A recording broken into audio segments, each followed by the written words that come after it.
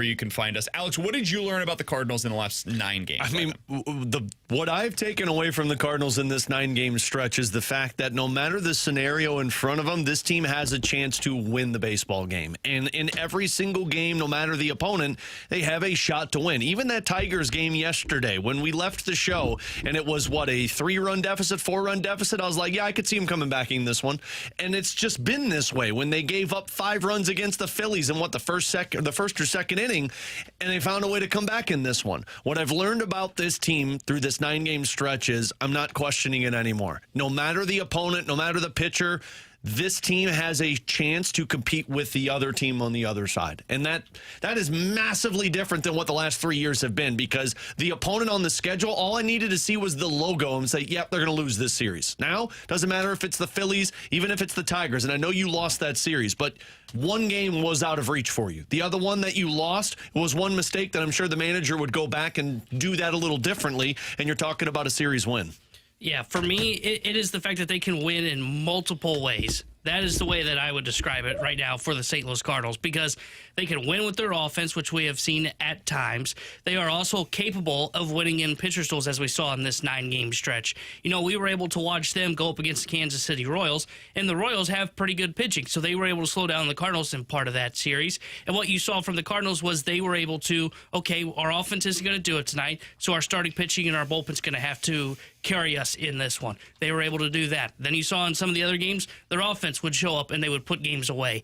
That has been my biggest takeaway through this 9-game stretch. They're able to do it in multiple facets, right? They can win with pitching when they need to, and at times when the pitching doesn't have its A game, they're also able to win with their offense. That's what's been so impressive to me. And to me, it's their ability to hit good pitching. Yesterday, excluded. Now it was a bullpen game, so that's a little bit different. But Alex, how many times have you said in the past, hey, I look at the Cardinals and I see them beat up on these bad teams. Let me see them do it against a good starter. Let me see him do it against a guy that I would consider to be a playoff caliber pitcher. For example, like Paul Skeens or Aaron Nola or Zach Wheeler or Framber Valdez or Kodai Senga or Mackenzie Gore, Christopher Sanchez, Jesus Luzardo, Aaron Nola again, Cole Reagans, Tarek Skubal, those kinds of guys. They've played 16 of them so far this year. We're through 50 games in the regular season, which basically means a third of your games have come against legit playoff caliber starters, guys that would start in the playoffs if their team respectively made it to the postseason. And in those 16 games, the Cardinals are pushing those starters to a 5.5 ERA. Those guys typically have like sub-4 ERAs. So you are doing damage against the best pitchers in baseball. To me, the biggest storyline of the 2025 season for the Cardinals is about the offense. We came into the season and it was, all right, this is runway season. But really, it's runway for the position players. You look at it in the rotation and it's runway for Andre Pallante and Matthew Liberatore. You look at it in the bullpen, it's runway for who? Like, who's the guy that you're looking at and you're like, we're building that reliever up right now? Fernandez. I don't think there is one, and that's okay. You don't do that. Fernandez. As we talked about at the time with Ryan Fernandez. Good Lord. It's not really the way you make this work with the bullpen. You find these guys, you use them for a year or two, and then you move on for the most part. Ryan Helsley is the exception, not the rule. So when you look at it, the Cardinals' biggest thing they needed to work on this year, the thing they needed the most answers on, was the offense. And so far this year, Ivan Herrera looks like a superstar. Brendan Donovan took another step. Lars Nootbaar, prior to yesterday, had missed exactly 2 games, and he had only, completely sat out of 1 on the season. The biggest question most people had about him was health. Mason Wynn looks great so far this year. Jordan Walker struggling at the plate, but has taken strides defensively. Victor Scott has been a revelation. I don't know, other than Walker and Gorman, I think every player has really had positive steps forward on the position player side of things. So for me, in this stretch, you hit 280 as a team. I think the biggest thing that I learned personally was what this offense is capable of. Yeah, look, when we did our season opener from Busch Stadium show, and we were talking about, what that first month could look like. I think I was the one that said this team could potentially be 10 games below 500 at that point, because when you looked at the schedule, you had the Red Sox, you had the Phillies, you had the Astros, the Mets, the Braves. That gauntlet right there, I was thinking there's no way that team comes out alive, and they almost didn't. I mean, they lost the series to the Mets, they got swept, and then they lost 2 of 3 against the Braves, and they beat the Astros. But then it was the moment the moment for me where it was like, okay, this feels different is the Brewers-Reds series. And we talked about it. That was where they collapsed last year. And it's no coincidence after they beat the Brewers, beat the Reds, that's when the confidence soared. That's when they took down the Pirates and beat Skeens, which I know took down the Pirates seems pretty simple. But when you looked at the pitching matchup they had, and then the I Phillies. think it was the doubleheader against New York, personally. Yeah, That to me was the moment where I was like, okay, there might be something here. I mean, for me, it was really when they beat the Brewers and the Reds. And I know those are bad teams, but those bad teams last year were beat you up every single time you went up against them. And I know that's not world beaters that you beat. The Mets one, yeah, the doubleheader was very impressive, but it was prior to that to where it was like, hey, man, they're finding ways to win in different entities. And then you go Pirates, Washington, Phillies, Royals. That's where it was like, all right, I'm fully invested in this team. When you think about where the Cardinals are at right now, like I've seen a lot of people on the text line, 314-399-9646 is the Air Comfort Service text line, or on social media as well, or just anecdotally in my own personal life.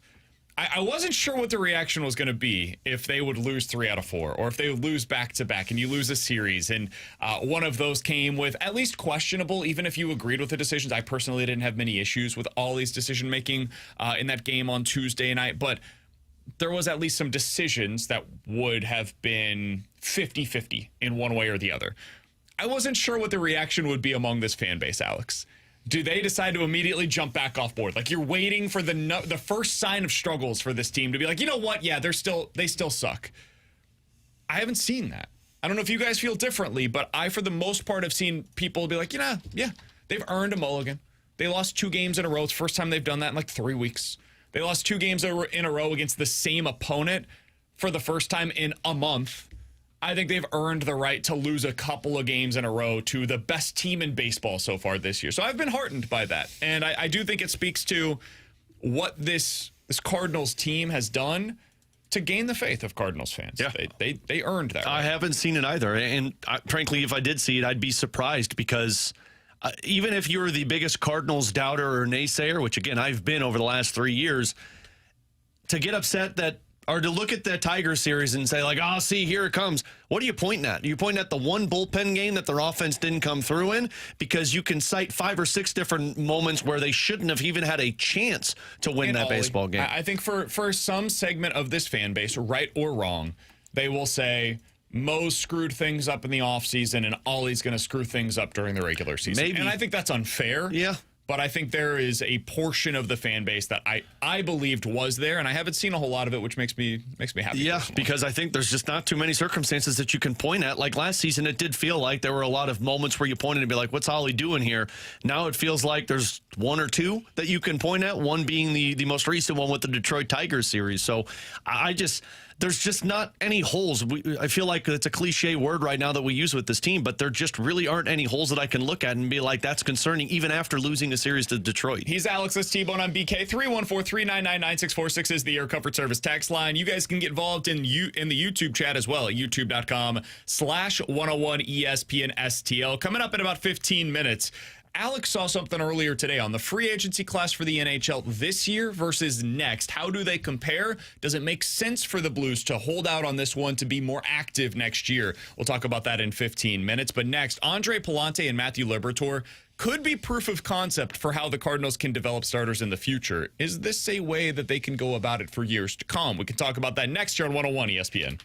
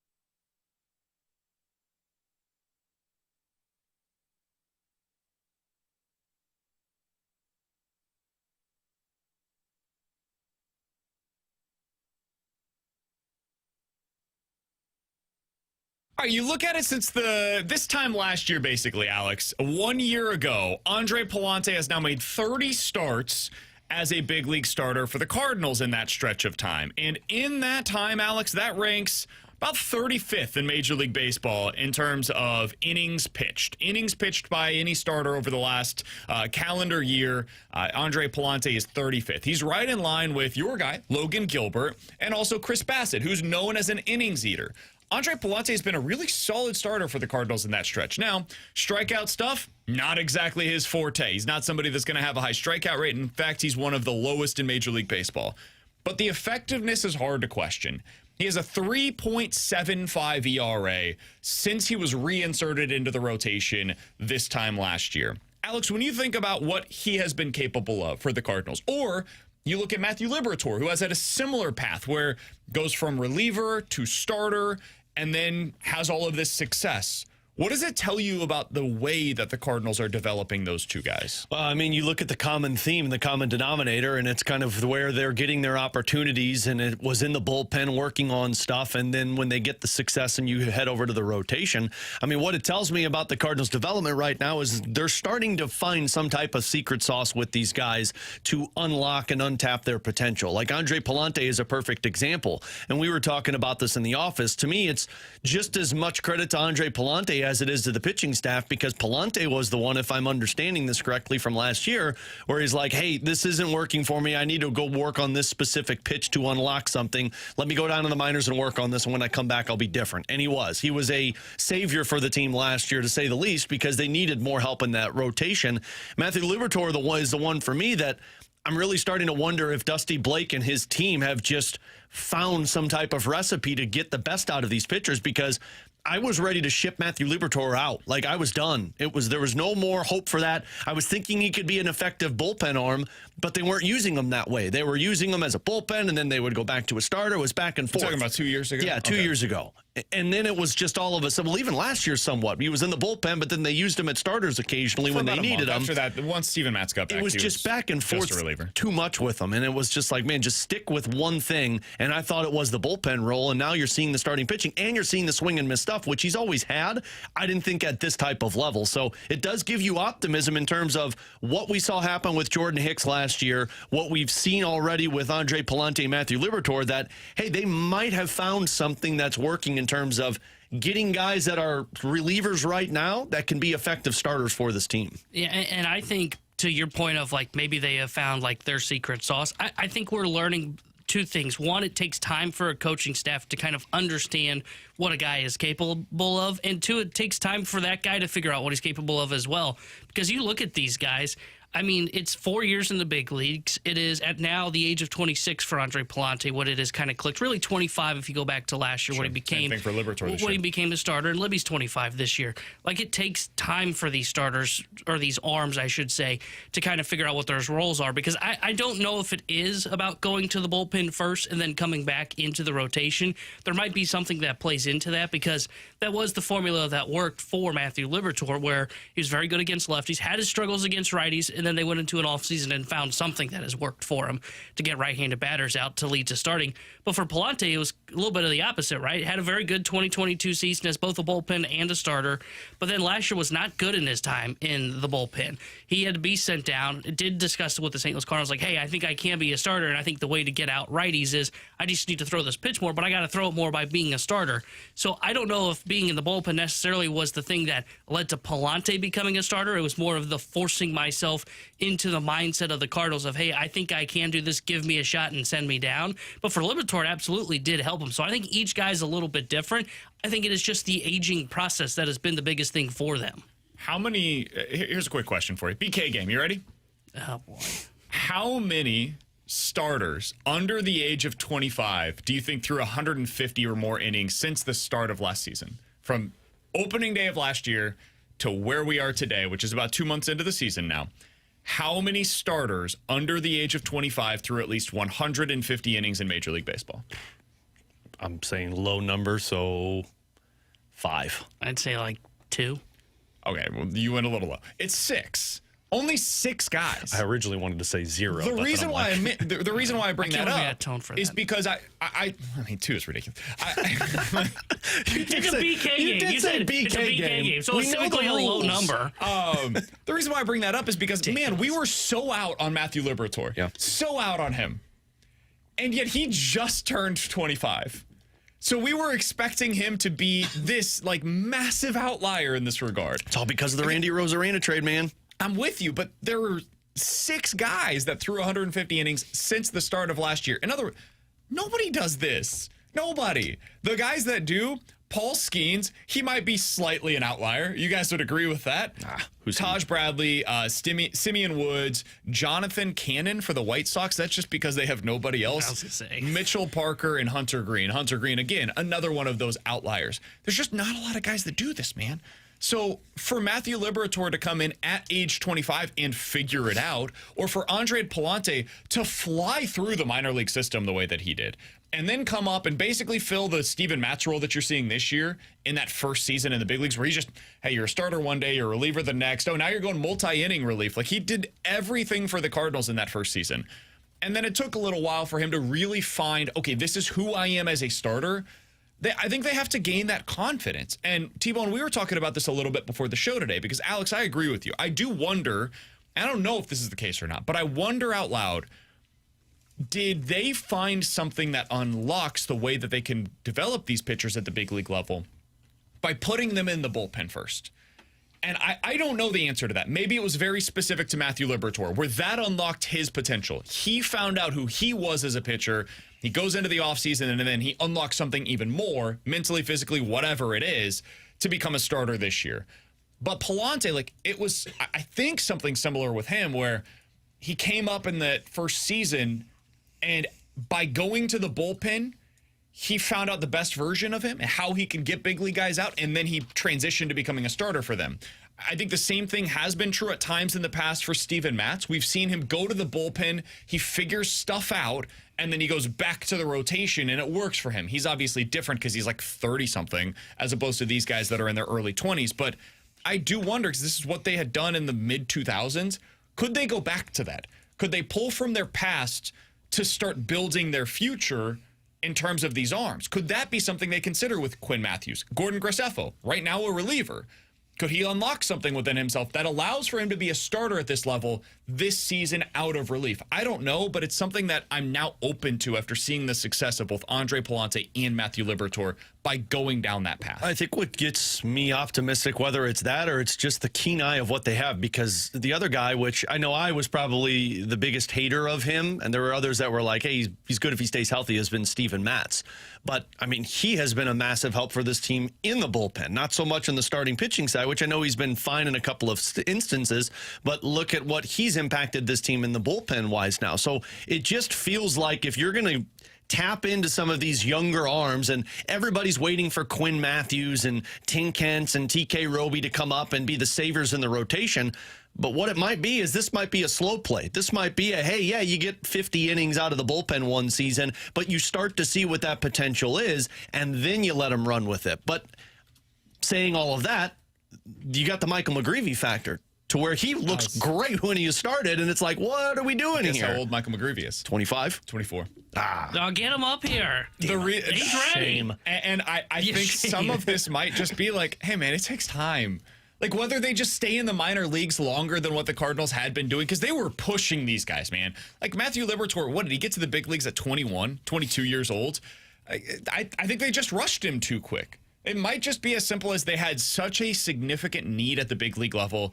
He was talented, and they said, we got to push him up to the big league level. We've got to get something out of him now. We've got to hurry to get that production at the major league level. He might just not have been ready for it, honestly. And if he had been in the minor leagues for another 2 years, maybe instead of him having to do this out of the bullpen at the big league level, he could have continued to develop in the minor leagues, but then you don't extract any value out of him last year when they needed him as a reliever. So it's either you go the McGreevy route, where you just are waiting and developing at the minor league level. A really significant storyline for McGreevy this year, he's figured out how to get lefties out. That happened like midway through last season, and it has carried over into 2025. It's happened at the age of 24. He previously really struggled with that. So I think that's part of this as well, is these guys just take time, man, and we want it now. And sometimes we have to wait. We have to be patient. My 2-year-old is learning this right now. Sometimes you got to be a little patient for that popsicle bud. Yeah, guess what? They don't learn it. They get to 4 and they still don't understand what the word patience means. I think what makes this fascinating is you mentioned patience, and that's kind of where I wanted to kind of go next is, okay, it's easy for the Cardinals to do it this year, right? When it is about runway of, hey, you know what? We will throw Liberatore into the rotation. We were talking about this on our drive down to the ballpark. I don't think they'd probably do this if they were in push mode right now, which is to say they came into the year with playoff expectations, because that's kind of been the thing, to your point on like their pitching depth and probably why they did rush Liberatore. It was, hey, if we're going to be a playoff team, well, what do we need to do right now? Well, we probably need to go to Matthew Liberatore. Is he ready? Probably not, but we need to go there and hope that he is. I'll be fascinated to see how they approach this with other arms as they start to exit. And maybe it's not even this year. Maybe it's a 2026, 2027 conversation. But what happens when that next arm is on the verge of being a big leaguer around Liberatore's age, 22, maybe 23, maybe it is the McGreevy 24, but you're in push now mode, because it's a lot easier to do some of these decisions when it is, hey, we are in the runway mode right now. But when it is, hey, we are trying to be a playoff team, that's when you get stuck in some very difficult conversations. And that's when you get to the point where you look at Liberatore and you go, okay, is it better for him to go through struggles at the major leagues or put him in the bullpen and see if it works? Or is it better to send him down to the minors? Yeah, and I think the lesson to be learned, in my opinion, here is you don't push them to the rotation. You push them either to the bullpen where they can have success in short spurts, or you keep them developing at the minor league level. And that is easier when you have Matthew Liberatore and Andre Pallante already developed. That is easier because you don't have the same lack of success at the big league level from your rotation by internal options. That's what they had to push Matthew Liberatore, because who else are we going to? Like, they had nobody. They were completely devoid of major league starters capable of just taking those innings. So somebody had to do it. Dude, Jordan Hicks had to be a starter for this team for like a month. They knew that had no chance really of succeeding, most likely. But they had to do it, because what else are we going to do? So I think the Cardinals are just in a better situation right now because of what they've been able to do now with Matthew Liberatore, with Andre Pallante, and hopefully very soon with Michael McGreevy as well. Coming up in 15 minutes, 314-399-9646 is the Air Comfort Service X line for questions and answers. But next, Alex had an interesting thought today. Should the Blues dive headfirst into this year's free agency class, or does it make more sense to wait until next year? We'll talk about that next here on BK and Ferrario.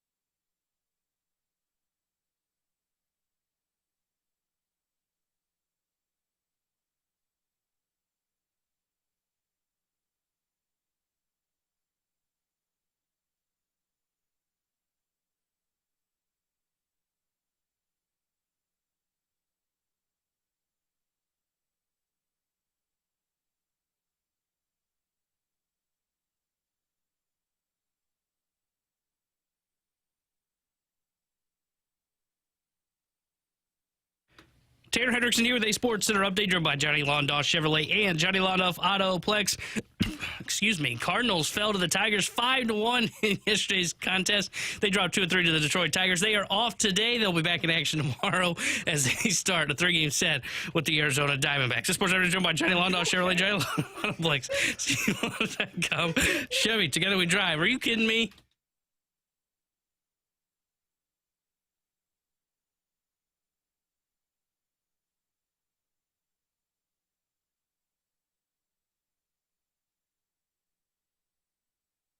Are you okay? I'm genuinely asking. What just happened? I'm okay. I lost it. Did you burp? No, I've got my throat's been bothering me, so I coughed middle of that update. That was not a cough. Ferrario's losing over there. That was not a cough. That wasn't cough. I'm Tanner Hendrickson with your. That was either a puke burp or just a regular burp. That was and there's a cough. maybe a hiccup. But it was not a cough. Dude, I was doing pregame earlier this season. I got tears in my eyes. I was doing pregame earlier this season, and I opened it up, and I burped in the middle of it. Joey turned to me, and he goes, "What the hell was that?" Mine was a cough. I'm drinking tea over here. And if that's what makes you feel better to sleep at night, I'm Tanner Hendrickson with your Sports Center update. You know what? Maybe I just won't do any more updates. I'll give them the Ferrari. text line would God. appreciate that, honestly. They always compare you to Bradford and what the amount of work that he puts into the Sports Center updates, and people get upset. T-Bone, I don't want you to ever stop because it's been a while since I've gotten a good laugh like that. I think Sports Center updates provide a lot more content for this show than they probably are. Well, between Bradford's alliteration and T-Bone's burping, I absolutely agree with that. and Alex's Andy Dalton moment. Oh, Andy Dalton moment. I had a lot of those. At one point, I was just doing the Sports Center updates to try and make you and Jamie laugh. That's kind of what it came down to there for Ribs and BK for a while. Works. And Ryder kept being like, "Man, you're great at this." And I'm like, "Yeah, I'm just trying to make one of these two break." Somebody, So congrats, T-Bone. somebody said, just went back to review the film. I think it was a cough. He was breathing in, made quite the noise. You got that saliva in there, and you forgot to swallow it before you took a breath. In my throat, and yeah. I felt completely fine when I started that. I actually want to rewatch this replay of this one. Go on with your business. I like how you acted like I was going to power through and not react to it. There's no way you were doing that. Good stuff, guys. I was just going to do my normal thing until Ferrari was like on the ground over there laughing. Well, how could he not? You belched shit me. in the mic. I did not. I coughed. I smelled the As hot a dog from dinner 314. last night over here. I would expect you to be a better teammate than that. You would? Not- Why? Yeah. Come on, I would He laugh. said not you. Dude, they butchered me for my Andy Dalton thing for the entirety of I that know. show after my first update. All right, you guys want to talk about NHL free agency? Oh, man, I want to T-Bone, talk you can about sit this one belching out at the if you worst moment. Fine by me. So, over on The Athletic, Alex saw a good piece earlier today by Shayna. I think she does awesome work. She's not like Dom. She seems to like the Blues. She does good work. Shayna put out her piece today on the 2025 free agency class and comparing it to 2026. Now, Alex, this time last year, boy, did the 2025 class look good. You had Leon Draisaitl, Mikko Rantanen, Travis Konechny, Carter Verhaeghe, Shea Theodore, Victor Edmond, Jakub Slavin. I mean, you had some studs.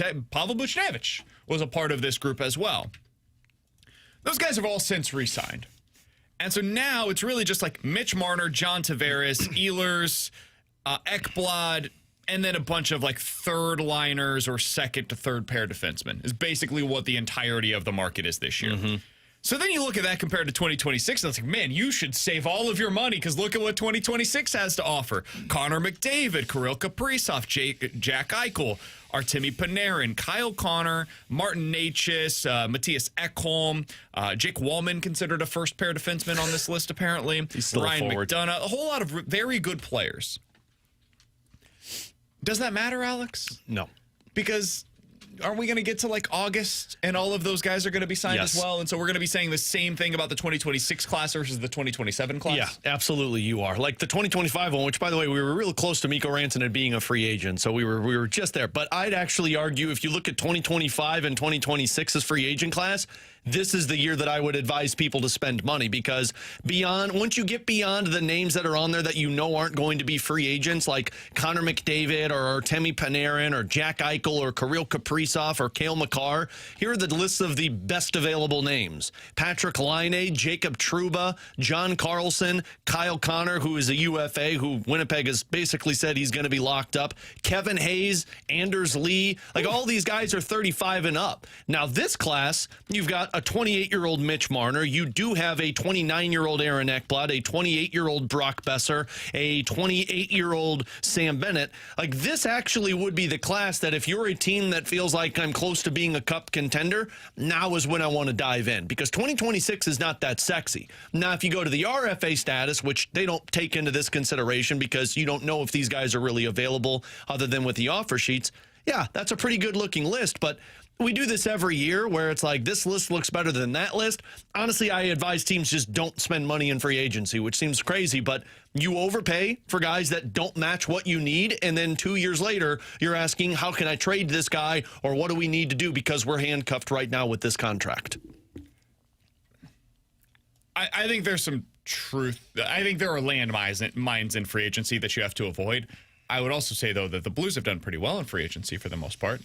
Like the Brandon Saad deal, while it aged poorly, we knew that at the time. Well, yeah, and the first couple of years were really good. Yeah. You needed that for that 2022 team, for example. I think the Blues have success in the free agent market finding guys that are considered third level down, that the Blues say, let's go sign this guy. Because typically their best moves come via trade. Yeah, that's true. Like their last big offseason signing that I can remember that was like, oh, okay, this is going to make a massive difference was, I guess, Perron and Bozak. Yeah. But even then, the Perron and Bozak would not have looked as good if they didn't pull that trade off for Ryan O'Reilly. Sure, but that's what free agency should be, right? Like, you shouldn't be getting... Yeah, you shouldn't try to build a contender like what Nashville did last year. Yeah. You're not trying to build a contender from spare parts on free agency. Those guys are typically hitting the market for a reason. They have some kind of award on them. But I do think like you can fill out your roster really well by utilizing free agency. And that's kind of what, when I was looking at this, I'm thinking, okay, where are the Blues holes that we'd be talking about filling if 2025 versus 2026? And I think a lot of people would say either center or right-handed defenseman. Yep. Look at the centers now, and then look at the centers in 2026. And again, do yourself a favor and don't live in la-la land and believe Connor McDavid's going to be a free agent. Go through the centers. Never know, though. You never know, but it's not happening even if it does happen. Eichel? But Do you think he's leaving? No, I don't. And even if he did, do you think you're going to get him away from Vegas? Like, Vegas is probably going to re-up. Yeah, and he's an RFA, so you'd have to offer sheet or make the trade for him. Like UFAs, this is probably he's a UFA next year. I think he was an RFA last time around. I thought it was. Right? I think he's an RFA still. I think he still has RFA status. On this piece, then. Yeah, that would. Where's Hex, Colorado? But anyway, like the center now He's a UFA next year. He's a UFA. Mm-hmm. Well, they messed up on Puckpedia then having him as an RFA. But you look at the center. Now is the time that you try and pounce on it, because next year there's not a whole lot of centermen that look as good to you that they do right now. So that's kind of how you value this free agent market, because sometimes if a team says, hey, I just need a really good second line winger that can provide offense, well, those are going to be there every single year for you. You're just going to overpay for them. Sure. Yeah, I look at this class and I think it looks like your typical free agency class. In fact, I think it's a hell of a lot better than last year's. Last year's class sucked. I don't even remember what last year's class was. Yeah, there was a reason for that. I remember we did a lot of like, do you go into this class? And it was basically like, no, just Elias Lindholm and Chandler Stevenson were the best of the best in that one. It was terrible. There were no top guys, and even the middle of it was like, the total lack of depth. Now, really, Alex, where I think the landmines exist for the most part are defensively.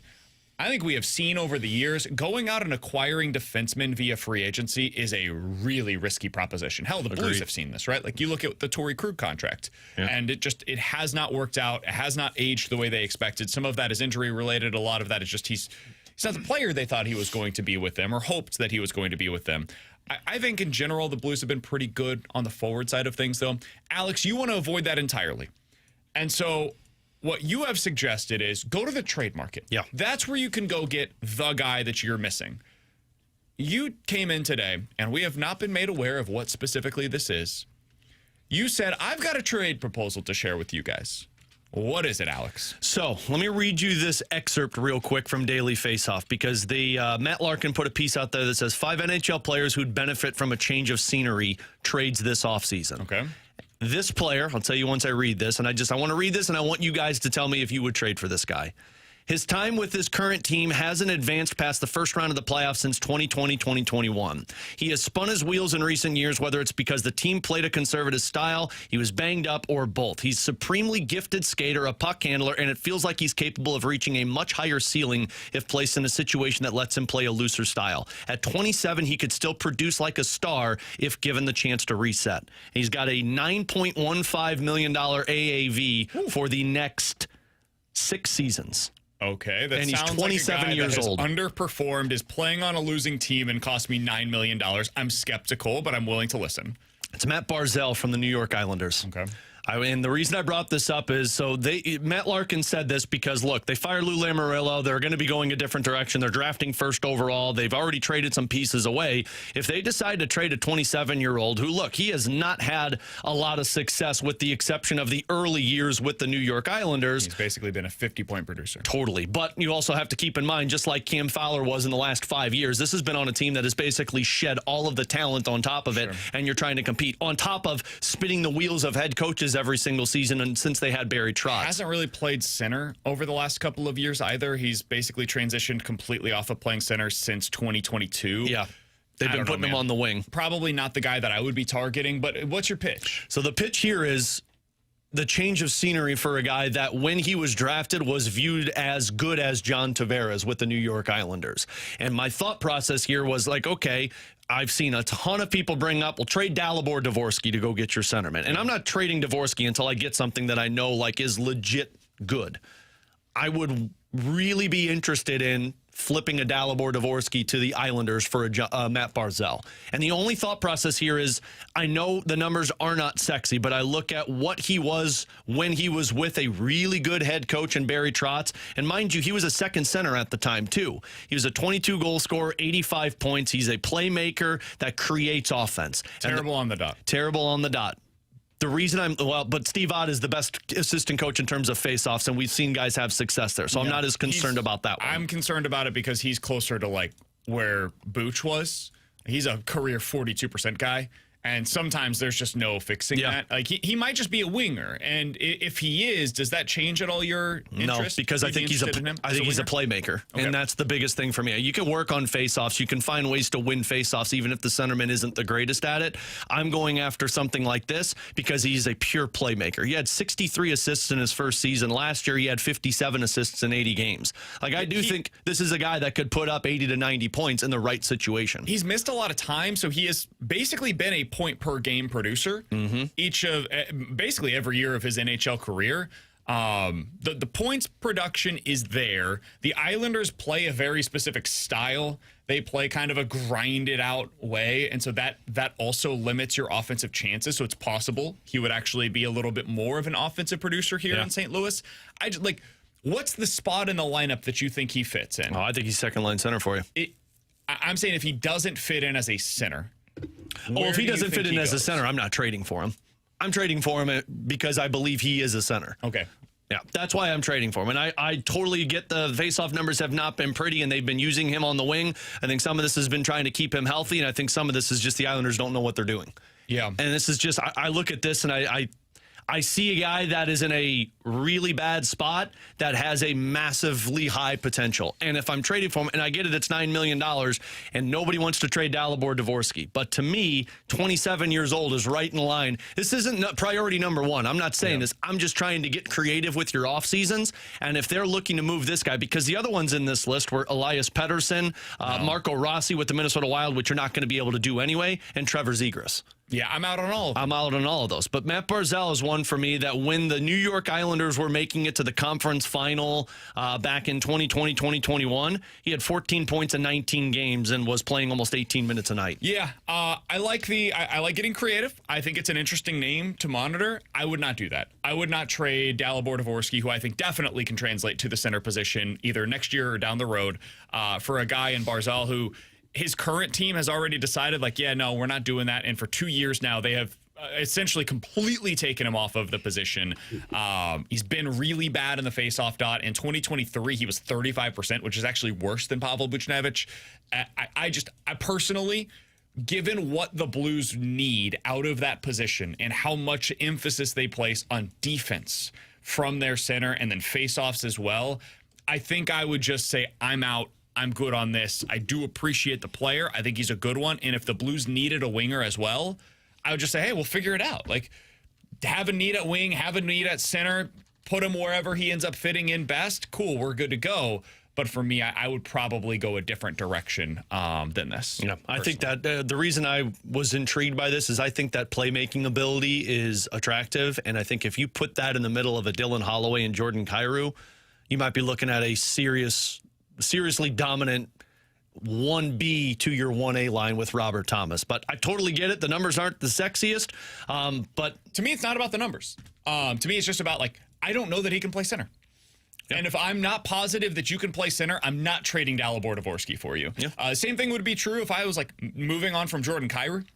I better be getting something that I think is a very obvious and clear improvement. Now, Barzal helps you. He's a good player, and I like him. But if I'm going to have 7 years at $9 million per year, I better be damn sure that this dude is going to be a second-line center for me over the entirety of that contract. And I'm not willing to say that with him right now.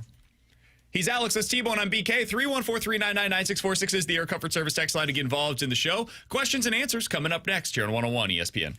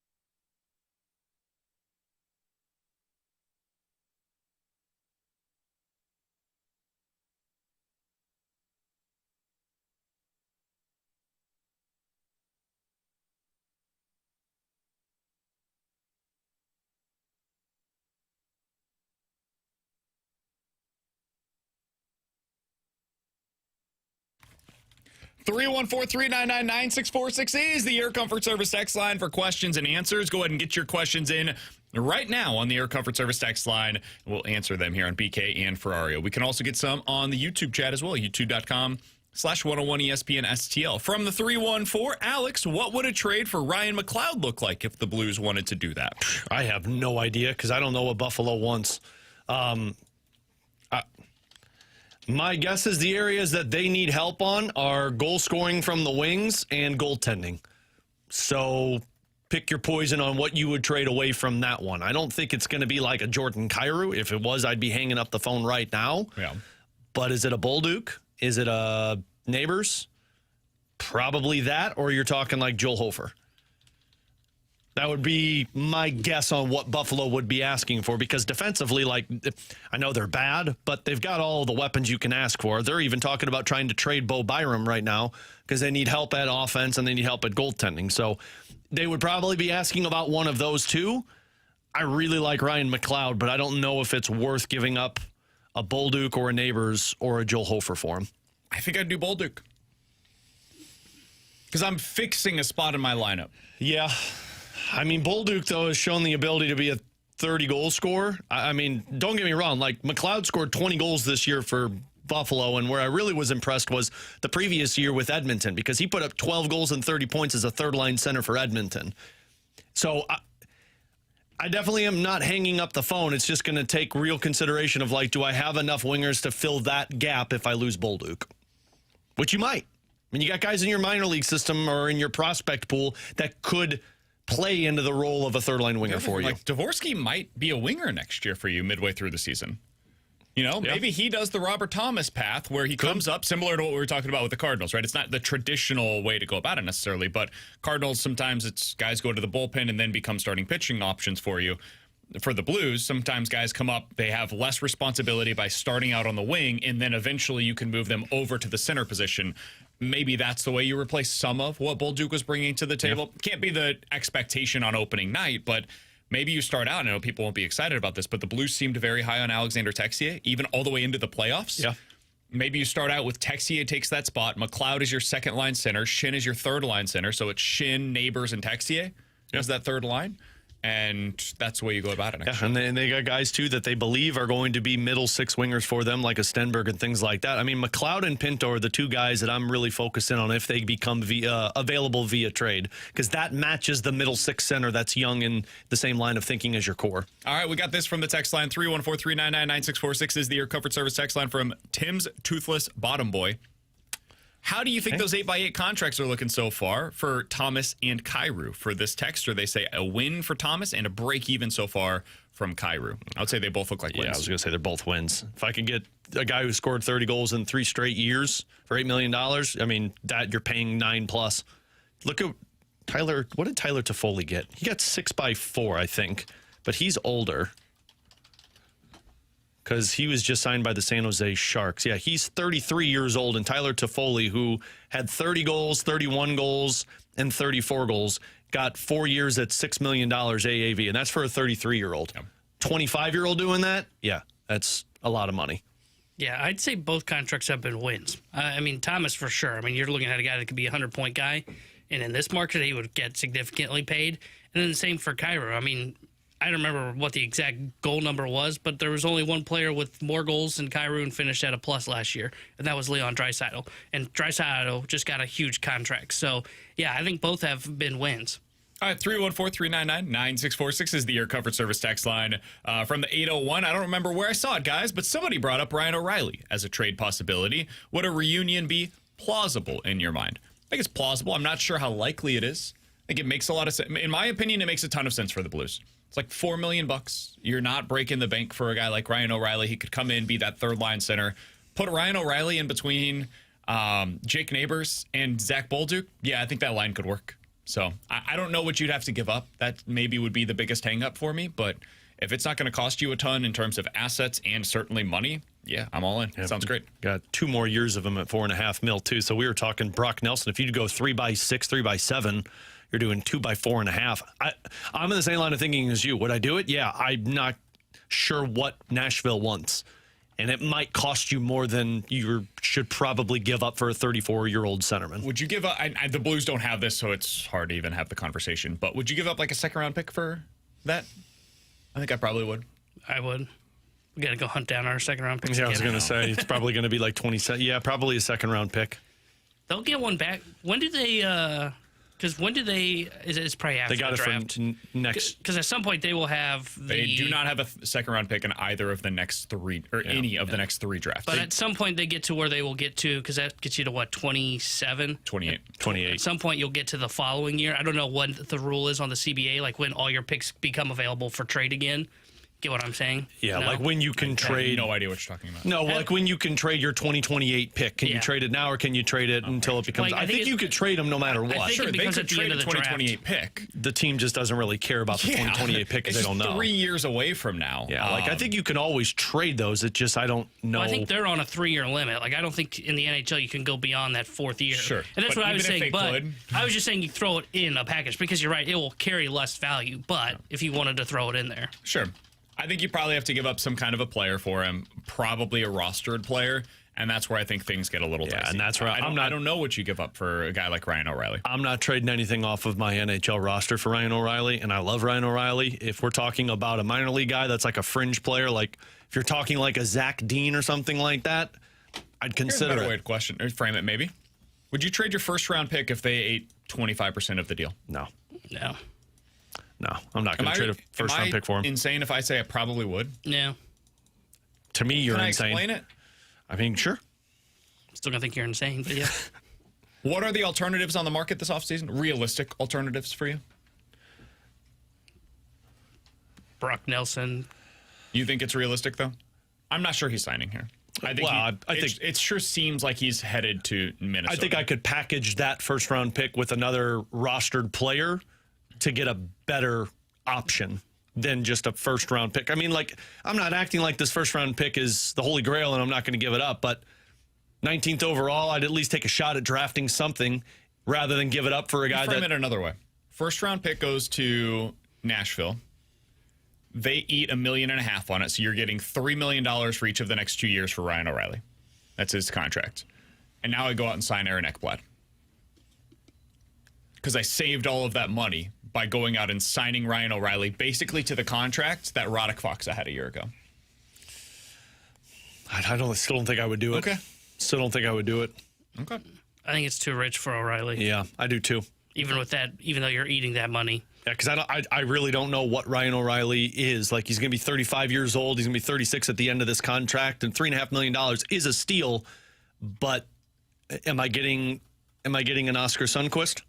Because he's definitely not going to have the speed. Now, he's got the defensive ability. Like, am I getting somebody who is slow and not producing offensively for me at the third line? Yeah. Because in that sense, I play Sundqvist one more year, and then Radek Fox to bring him back, and then go the other direction. Yeah.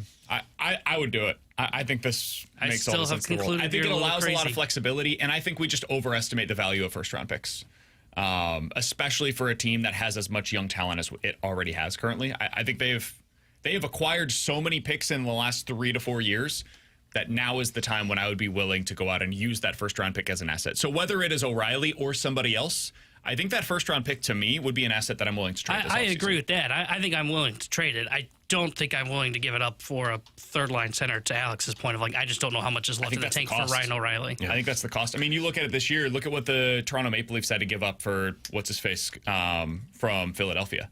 They had to give a first-round pick plus. Sure, they were at the deadline, a little bit more desperate.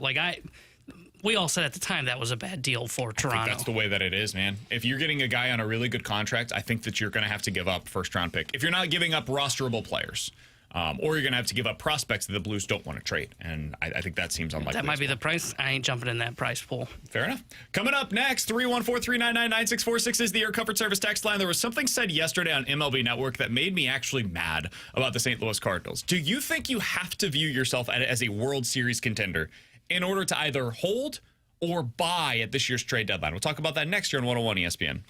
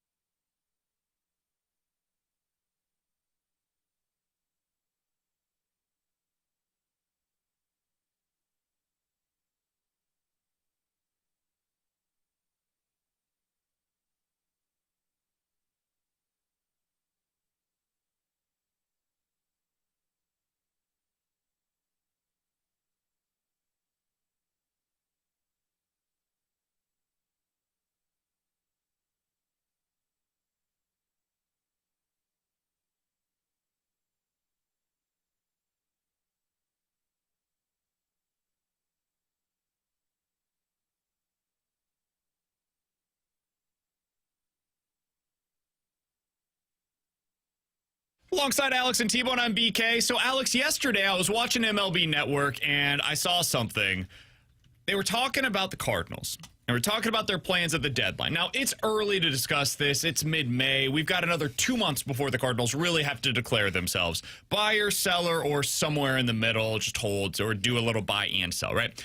But, man, they said something that just stuck in my craw, and it's probably because you guys know my philosophy on this. I think making it to the playoffs is important. I think there's value in the Blues getting to the playoffs and finding out, how do we stack up against a team like Winnipeg? What does this mean for our young players? Getting that experience at that level. And frankly, for fans, I think it was important to see that, to be a part of that experience of going down to Enterprise Center and seeing that crowd rocking the way that it really hasn't been in 3 years at a minimum, maybe 6 years at most. That to me holds real value. And I think the same thing could be true for the Cardinals, where even if this season does not end in the ultimate success, with them hoisting a trophy overhead, I still think that it can be a significant success for them, for the fan base, for the partnership between the two sides, because of how rocky things have been, really for about 6 years now in St. Louis. So as I was listening to MLB Network, that's what's going through my mind as they said this. When you look at Fetty, are they going to win a championship with those kind of pitching? I mean, I like McGreevy. I like Quinn Matthews. They have young pitching coming on. The closer I would hesitate on, because as a young club, you want to win the games that you have to win. I think the Cardinals are stuck with the fact, is this team good enough to win a World Series? Okay. If they're not good enough to win a World Series, let's continue to tinker with it until we put the group together that they're good enough to win a World Series. Alex, this team isn't good enough to win the World Series. Like, I know that. You know that. How T-Bone dare knows you. that. All of them on that MLB Network panel know that. And to me, like, that's not what I'm making the decision based on. Most teams in most years aren't capable of winning the World Series. How many teams do you guys think right now in 2025 are capable of winning the World Series this year? Realistically speaking. I think Philly is. I think the Mets are. I think the Cubs could be if they add a little bit to their pitching staff. The Dodgers certainly are, and I think the Padres are. Those would be my 5 teams from the National League. Do you guys think I missed anybody from the NL? St. Louis. Did you say Atlanta? I think Atlanta might still be there. I'm out I on did Atlanta. not. I'm probably out. If they get the pitching side of things working again, maybe. I think It's they're funny how the Padres or the Giants are good, that but team's we're still not bought in on that one. Yeah, they're not. I want to say Arizona, but they still got to prove it. I think the Yankees could. Agreed. I think the Tigers maybe could. I think the Red Sox could. The Tigers, yes, probably because of their record. I still am very skeptical of them, but yes, I think it's fair. If not the Tigers, who else in the American League is capable? I'm genuinely asking. I think Is it just the Yankees from the AL? I think the Red Sox have the roster. It's just they've got a lot of stuff soap operas going on. They're still under 500. Like I still I've think got they have real the questions roster, about them. but I mean they'd at least be in the category for me. So let's say that it's just those 6, right? The 5 that we mentioned from the National League, and then the 1 in the American League and the New York Yankees. So that's it. Everybody else should just pack it up, go home. Don't worry about the deadline. All of them should be considered either sellers or holders. What's the goal when seasons begin, BK? Yeah, to do whatever your individual season should be that year. Like, everybody should have different goals going into the season. I would assume that going into this year, like, the Chicago White Sox weren't anticipating holding a parade outside of their stadium once we get to October. Maybe I'm wrong. Maybe they thought coming into the year, hey, the successful season for us is only ending on one thing, and that is a parade. Yep. Like, not sure that was a great goal, an attainable goal for the White Sox, but good on you, man. I would also like to run a sub 3-hour marathon. Seems unlikely for me too, boys. I could do that. I think you got it. I think for the Cardinals, their goal this year was probably A, find out positive things on the young guys, and B, get to the playoffs. That would be considered a success for them. Yeah, and I think part of that, in terms of the goals, were see if you have the right core that could help this team become a World Series contender. Sure. And you know how you find not out for this year. No, but what I'm saying is, you know how you find out if you have the right core for a team that could be a World Series contender? You get to the playoffs and see what kind of style they have, because the biggest argument that I've had about the Cardinals over the last 3 or 4 years has been, this is great, but when they get to the playoffs, their best guys go into a shell. Arenado, Goldschmidt, Tyler O'Neill did this. Like, it kind of peed on their leg when they got to the big moments, and it's like, I don't think this team can handle it. If I'm evaluating my team, which again, that was the goal this season, evaluate the roster, cool, you're showing success in the regular season. But as we've learned in the past, regular season doesn't mean all. You got to get to the playoffs and actually showcase the success. So, yeah, I'm not going to judge this team. Is this a World Series contender? Because if not, sell off all your pieces. No, I still need to get to the playoffs to find out what this team can be. And frankly, the best thing for this organization is to give all of the answers for Chaim Bloom so that at the beginning of the 2026 season, we look at it and say, this team should compete for the playoffs. And Jeff Passan had a piece on this earlier today, and he talked about the Cardinals defense. We've spent a ton of time on that over the last week or so, but how that's basically made them into an interesting team, if not a contender. He added the following. Coming into the year, the expectation was that St. Louis would be among the most active teams in moving players at the deadline. Ryan Helsley is the sort of arm that every contender would covet. Multiple teams that are seen as smart with their handling of pitchers planned to target left-hander Steven Matz, who has excelled out of the bullpen.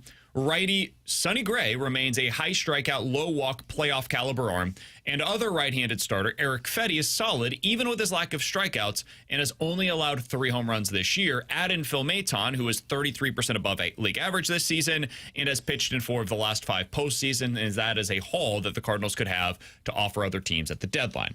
So the Cardinals were, and we knew it coming into the season, they were a ready-made, like, one-stop shop. You need a reliever and a starter? Come over here. It's like the Blues were, what was that year? That they traded Vladimir Tarasenko and Niko Mikula to the Rangers. 22-23. That team was basically where the Cardinals are right now in terms of what they had to offer to everybody at the deadline.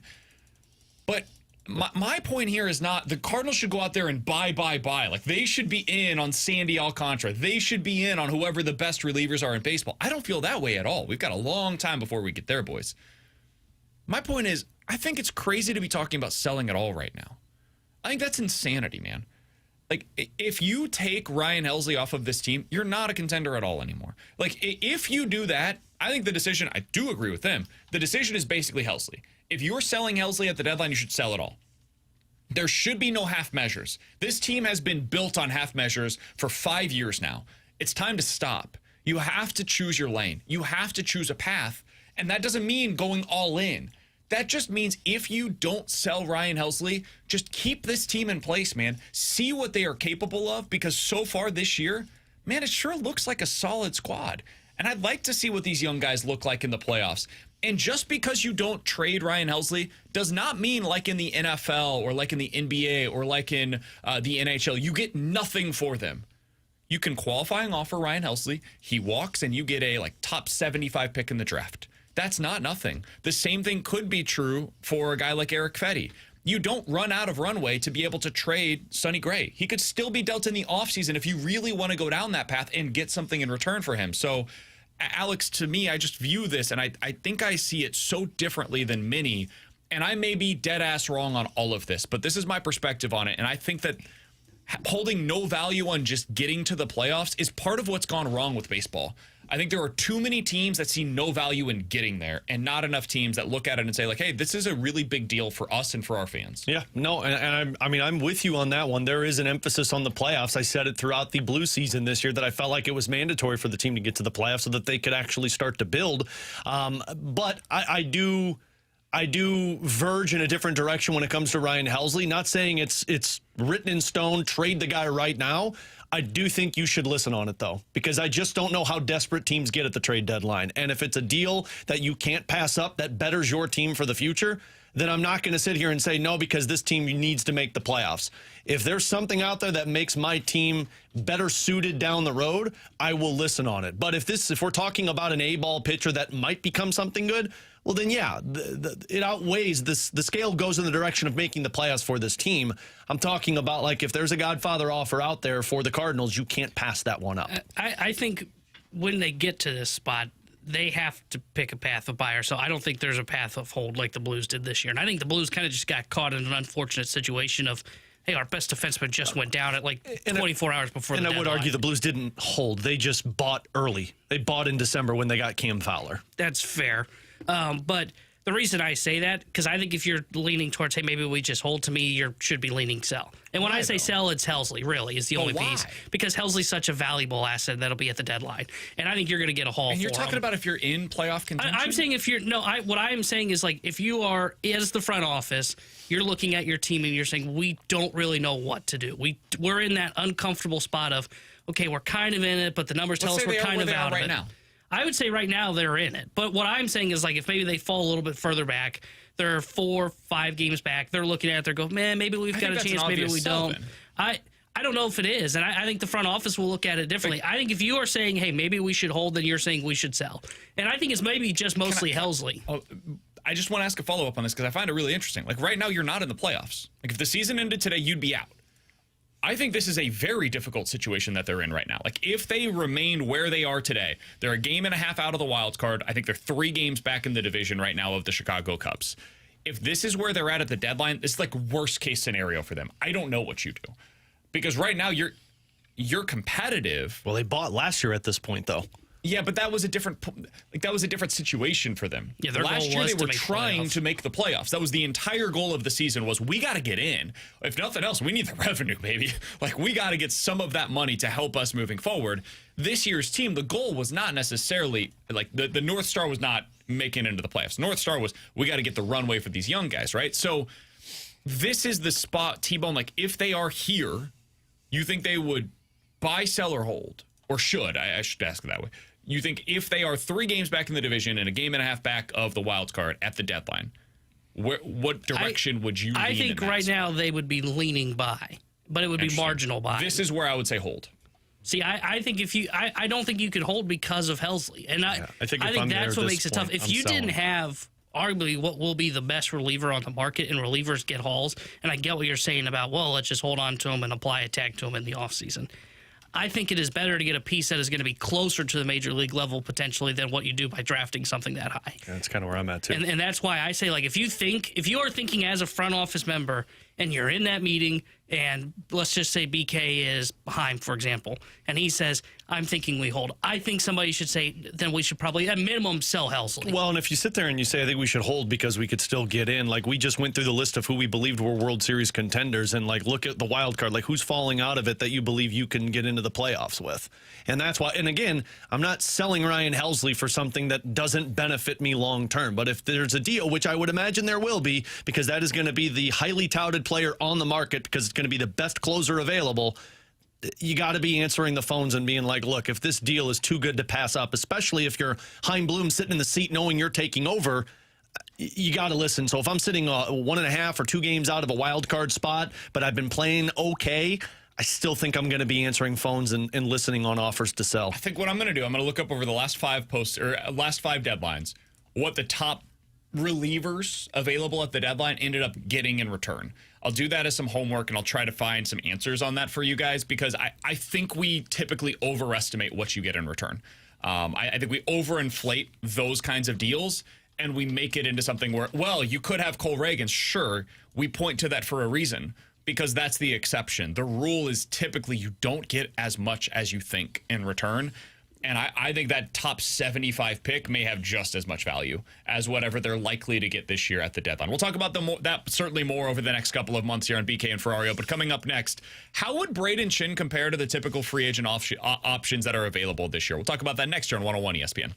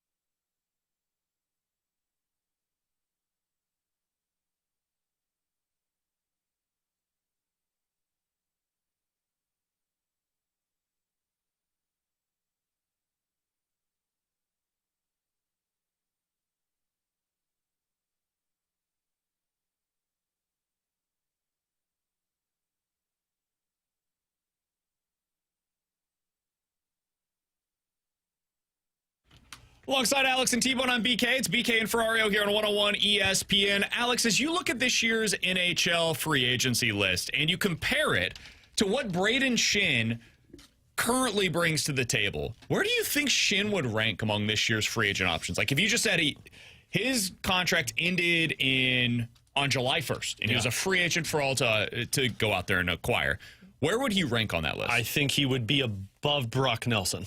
I think it would go, if you're talking just centerman, I think it would go Sam Bennett, priority number 1, maybe Matt Duchene number 2, because I think a lot of people are talking about him.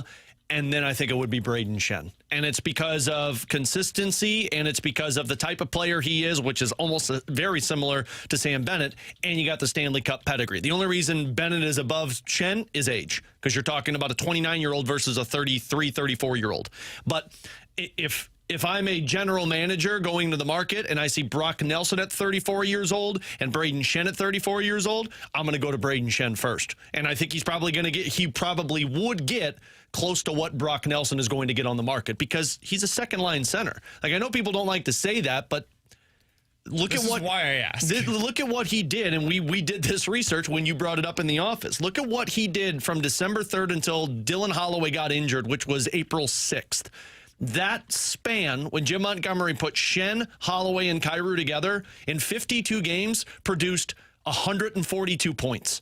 Now, you might say, well, yeah, a lot of that was Dylan Holloway and Jordan Kyrou. It was 50 and 52, but those guys had significantly more power play points than what Brayden Schenn did. But that line as a whole was arguably their best line from December 3rd until the Dylan Holloway injury in April. Yeah, the only reason I say arguably is because Robert Thomas was just in beast mode, but Pavel Buchnevich and whoever was playing with him was not on that same level. Yeah, it makes me, like, are the Blues actually looking for a second-line center this offseason? Or should they be looking for a third-line center that is a placeholder?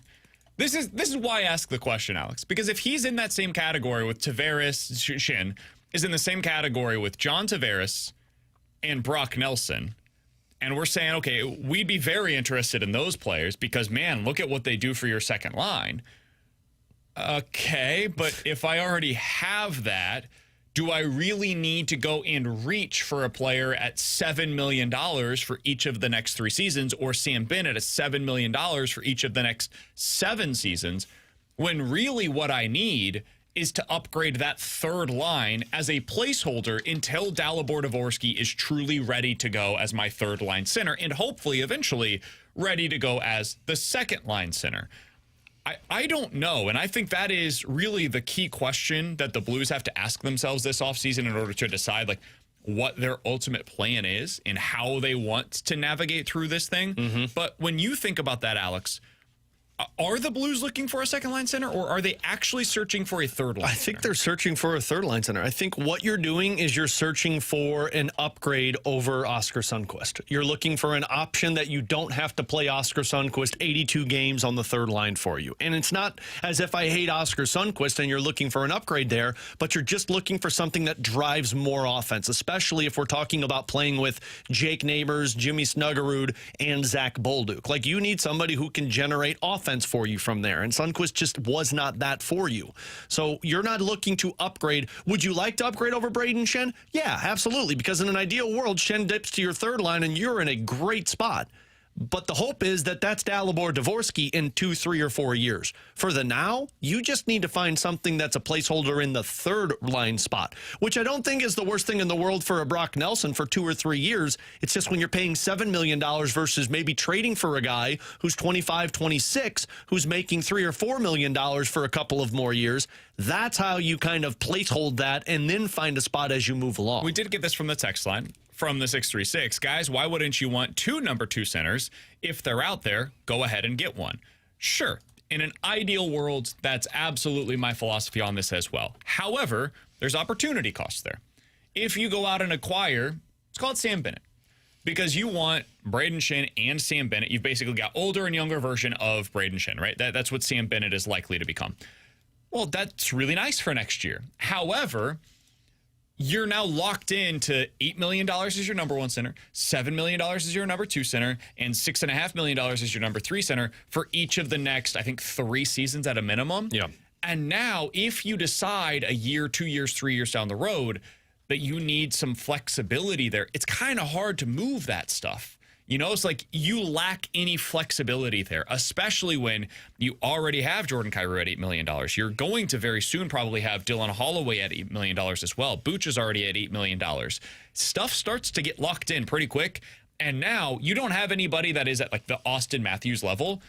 But because of how many $6 to $8 million players the Blues would have on the books at that point, you're pretty locked into that being your roster. There's very few ways that you can maneuver. So this offseason, if they're going to go make a move like this, $7+ million, they better be right about it. You cannot be wrong. And it means that you probably can't make those other moves on your defensive core, or you can't go out there and upgrade at winger if that's what you want to do. So that is the downside to it, is the lack of flexibility that you would have in place. Yeah, and that's why, I mean, and the other thing into this, too, is I believe a lot of people look at this and say, well, Dvorsky's going to be ready to be their third-line center either late this coming season or the following season. And I'm not so sure that's the way this is going to go. Like, I don't know if you guys have seen this, but he's playing in the World Championships right now. It's his first World Championships for Slovakia. And, I mean, that's grown men playing. Dvorsky is, yes.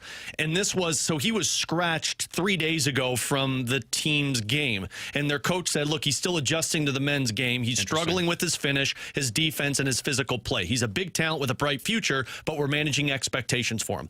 This isn't something where you're going to snap your fingers and Dvorsky all of a sudden is ready to be a second or third line center for you. I think where this is at is you're looking, if Schenn is here for 3 more years, and whether you believe Schenn is always going to be a second line center for you, or if it's going to dip down to the third line role. And then people are saying, cool, well, Dvorsky will be ready at that time.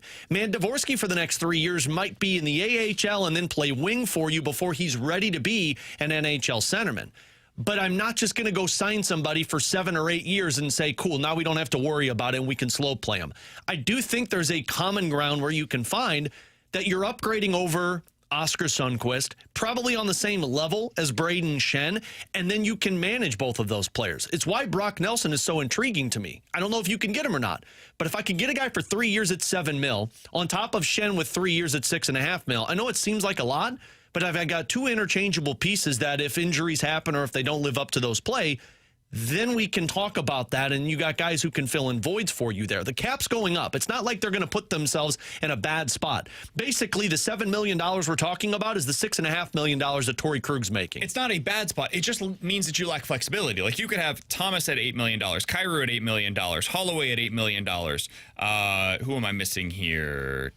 Booch at $8 million as well. Brayden Schenn at $6.5 million. $7 million for Sam Bennett or one of those other forwards that you just mentioned that are on the market, whether that's Tavares or going out and getting Brock Nelson. On the blue line for the next couple of years, you've got Justin Falk at $6.5 million. You've got Colton Parayko at $6.5 million. You're likely going to have Broberg at $8 million or so. Like, that's, I just mentioned 9 different players at least $6.5 million, not to mention Jordan Binnington at $6 million as well. Yeah.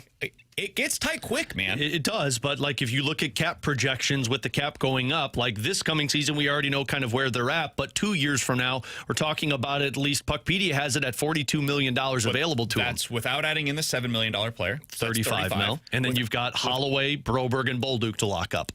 2 of those guys are $8 million apiece. That's 16 more million dollars. So you're talking about another $19 million. Yeah. But then you're also talking about having other guys on entry-level contracts that are filling in, that are making the minimum. And you now are down to like $5 million remaining as flexibility. Yeah, but then after that, the following year, Justin Falk's money comes off the book. But aren't you probably projecting 2026 to be the year that you're really wanting to go for it? And if you do what we're talking about right now, you can't maneuver. Like, if there becomes a player that is available via trade, via free agency, that you think, man, that is exactly what we need, and you can't go make that move because of something that you locked yourself into heading into the 2025 season, that's going to be incredibly frustrating. And I'm not telling you don't do it. I'm in favor of them going out and making the move. I'm telling you the downside to it. I'm trying to bring up, like, this is why if the Blues don't go make an aggressive move this offseason, it's probably because they're thinking about what 2026 and 2027 look like and how they can allow for, okay, let's go add that final piece to our winning window. That is much more difficult in the event that they sign that guy right now. Yeah, and that's why I wouldn't be exploring free agency. Like, I like the idea of Brock Nelson. My first choice is explore the trades, because you can find something like I brought up Shane Pinto already. He's got one more year, $3.5 million, then he's an RFA. Same with Ryan McLeod. But these are guys that aren't going to be breaking the bank because they haven't really been that profile player. You're probably talking about something like what Jake Neighbors did, where you get a little bit more bump and pay, but you're also still performing. Those are the guys that you're looking for. You're still building towards being successful, but you're adding pieces into the group that are building with it rather than going out there and paying somebody to be a placeholder. He's Alex, that's T-Bone. I'm BK. It's BK and Ferrario here on 101 ESPN. Are we witnessing a transition phase in the NBA? We'll talk about that next year on BK and Ferrario.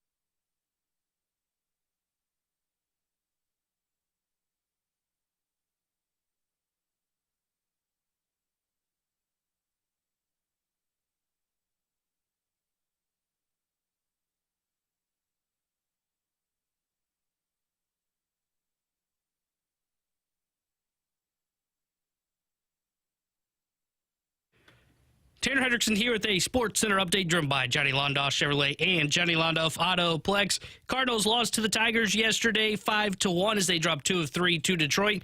They are off today. They'll be back in action tomorrow night as they start a weekend series against the Arizona Diamondbacks. 7:15 will be first pitch. Zach Gallen will be on the mound for Arizona. Miles Michaelis will get the start for St. Louis. The Sports Update is driven by Johnny Londoff Chevrolet and Johnny Londoff Autoplex. SeaMilano.com. Chevy, together we drive. Are you kidding me?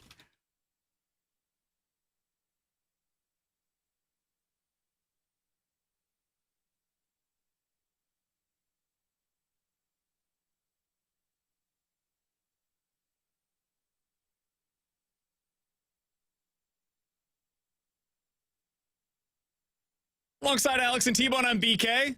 Are we watching a transition period in the NBA right now? Alex, last night, I don't know if you were watching this. I'm sure you were locked in as the Indiana Dallas Pacers, and Edmonton. Yeah, absolutely. Indiana Pacers find a way to come back. The Knicks absolutely choke it away as the Pacers are now up 1-0 in the Eastern Conference Finals, a team that nobody saw coming. And now here they are. They're 3 wins away, from making it potentially to the NBA Finals. Meanwhile, the Oklahoma City Thunder won Game 1.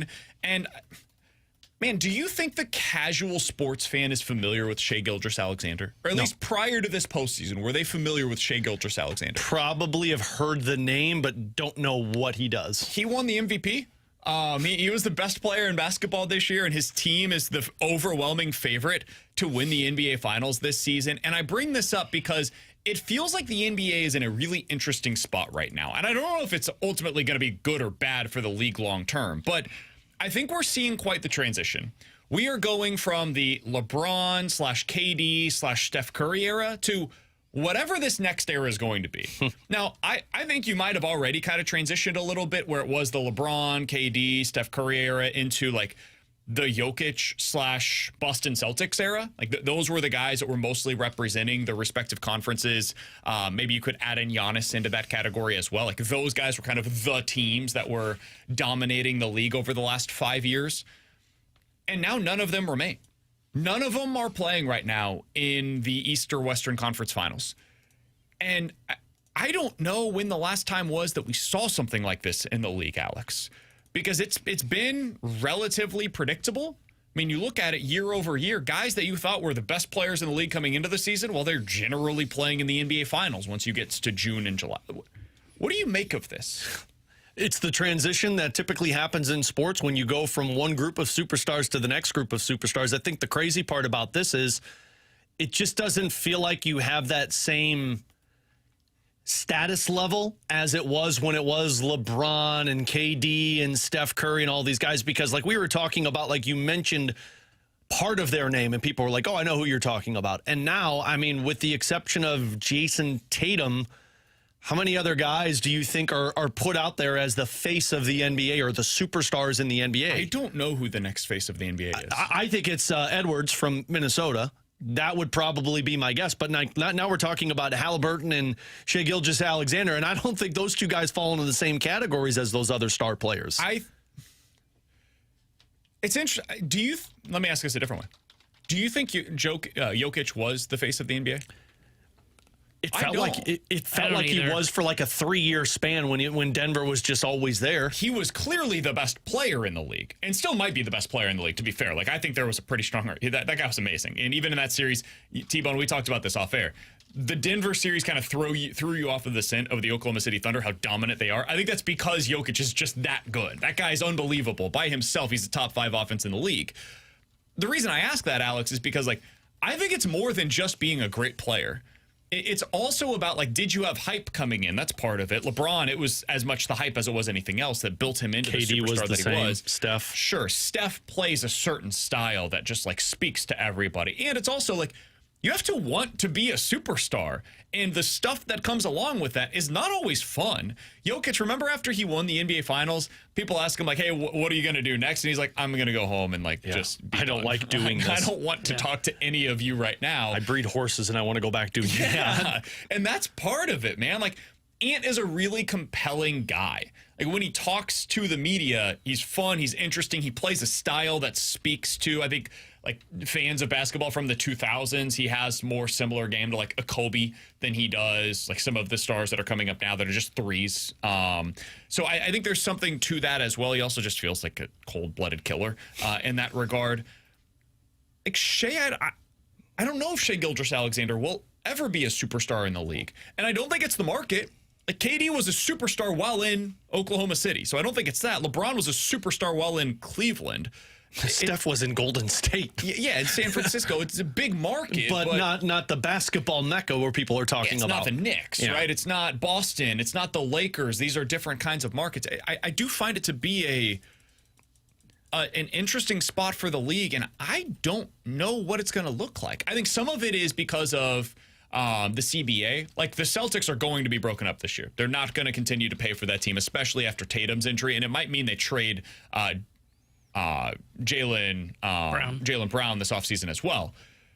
I don't know where this is going, but in the next 3 to 5 years, the league is going to look a hell of a lot different than it has for basically most of our adult lives, Alex. Yeah, I mean, especially like because I'm looking at the top 5 teams in each conference. Like the Cavaliers, I know Donovan Mitchell was the star for that team, but I don't know how many people are really coming up with the face of what the Cleveland Cavaliers were with the record that they have. You mentioned the Celtics, the Knicks, the Pacers, the Bucks, and then you go over to the West. It's Thunder, Rockets, Lakers, Nuggets, Clippers. And the Rockets have like great talent, but nobody I don't know like if I can really know a bunch of their guys. They're really young. And people, and obviously Luka now with the Lakers, but that guy can't play defense. And then there are teams that have star power. Don't get me wrong. This is not me saying like that's gone. But like the Celtics were a team that people know their names because they've been around. It's not like when you think of the NBA though, when you think of the top guys, and then you think of like the rivalries and everything that comes with it. Like, I don't know how you create that other than have yourself playoff moments the same way that LeBron did and that Steph did. Somebody on the text line, real quick, T-Bone, on this from the 314. You guys don't know your NBA. SGA is a superstar. Shaking my head. Shai Gilgeous-Alexander is a superstar talent. He is an unbelievable basketball player, and he's probably going to be the best player on a title team the year that he won the MVP. I am not taking away any of Shai Gilgeous-Alexander's basketball accolades. I'm talking about his view from the casual sports fan. It's kind of the Mike Trout thing, right? Yeah. Like Mike Trout could walk down on Market Street today, and half of the people here in maybe St. Louis is a bad example. He could walk into Kansas City, though. Dude, nobody would recognize him. Yeah. Nobody. Ken Griffey Jr., though, maybe the most comparable talent in the outfield to Mike Trout of the last 30 years. Ken Griffey Jr. could walk down any street here in St. Louis or in Kansas City. That dude's recognized like that. That is not a judgment on either of their respective talents. There is something else. I don't know, like whether you want to call it the it factor or whatever. There is something else that comes into this beyond just great player. Superstar status beyond the field or beyond the court.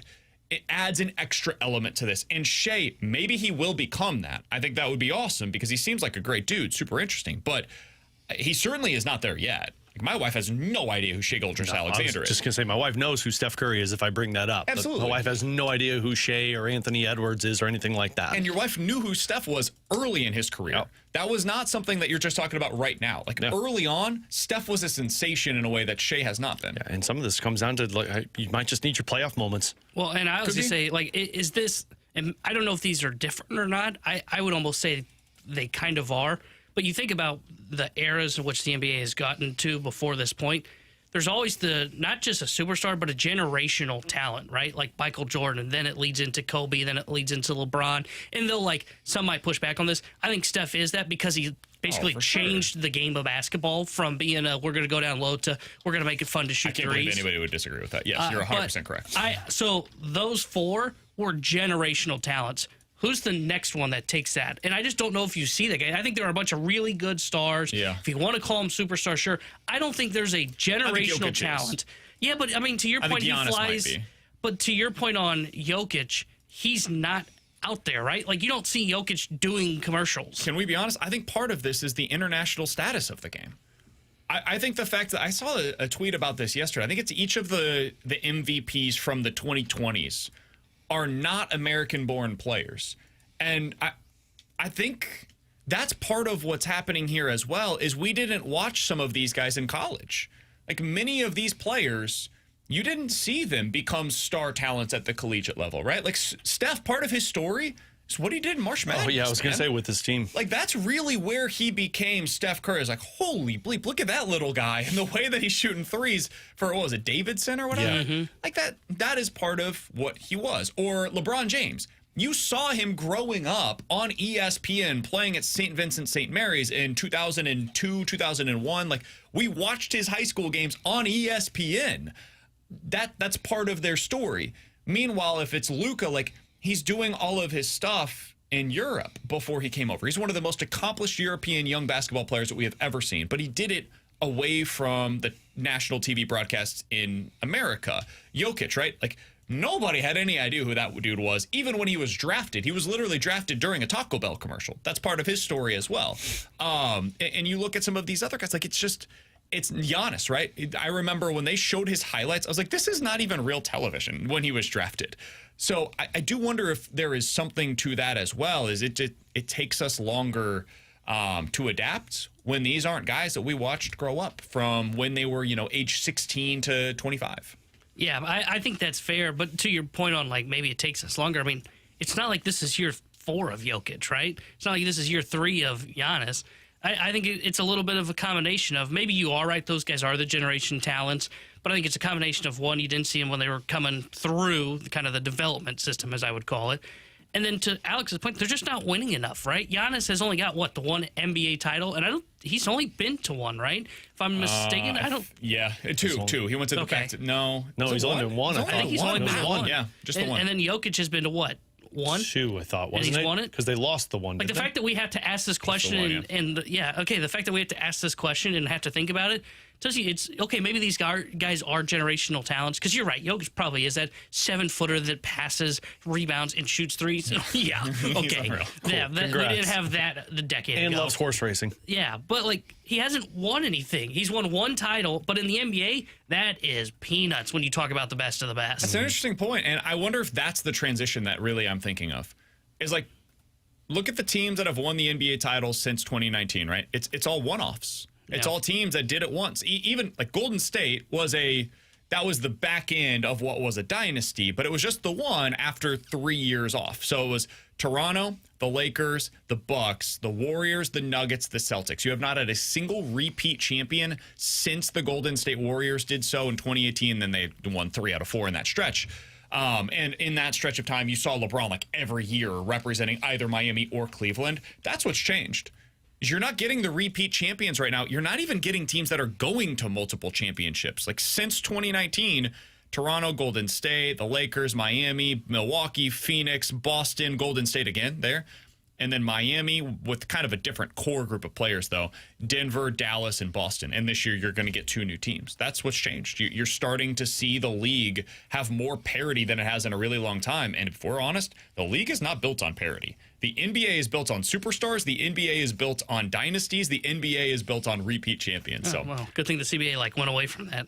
Yeah, I'll be interested to see how that ends up working out long term. All right, coming up next, the junk drawer here on BK and Ferrario.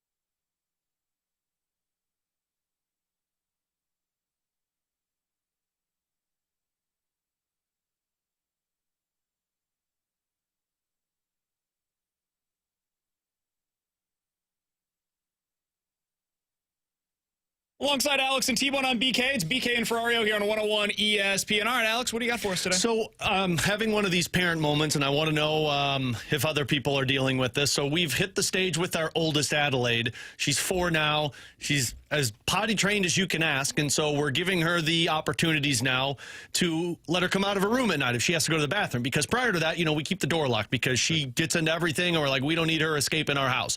So, prior it was you put her in a room, you lock the door, and you get her in the morning. But now we're letting her come out when she's got to go to potty in the middle of the night and goes back into her room. The other night, we are sleeping. It's about 3 a.m. My daughter walks out of her room, comes into our room, and stands at the foot of my wife's bed just staring at her. Does not speak a word. Like the girl from The Ring? Like the girl from The Ring. Just stands there. Have you seen The Ring, T-Bone? No. Do you think that holds up? No chance, right? Ring? Oh, yeah. No It chance. totally holds up. I think it would scare the hell out of me Right? today. Do you think The Ring holds up in 2025? Yeah. Definitely not, right? I think it does. Okay. I think it does. But anyway, so I looked at my wife because my wife woke up and, she goes, and then talking to Adelaide because she realized what it was. I told her, I said, I'm glad you sleep on that side of the bed because her side's closest to the door. I said, if she comes to me that way, I might react and flinch with my hands. Dude, I remember whenever I was younger, my mom, anytime that I would go into her room when she was sleeping, no matter, it was without question. Every single time that I walked in, she had that reaction, though. Every time. As if And it actually I was is the worse. only one there, and somehow she was like, "Oh my God, this is a burglar." Well, and it's actually worse when my wife does that because it scares the hell out of me. Where she's like, and I'm like, what? I don't like parenting wise. I'm like, okay, I want her to have those responsibilities, and we don't want to lock our door because we don't want her to get scared in the middle of the night and be like, why can't I get into mommy and daddy's room? So I tried to tell her, like, baby, if you come in, just tap one of us on the shoulder or something. Don't stand there for 5 minutes and not say a word. All right, coming up next here on BK and Ferrario, we got to talk a little bit more about the St. Louis Cardinals. We'll do that next here on 101 ESPN.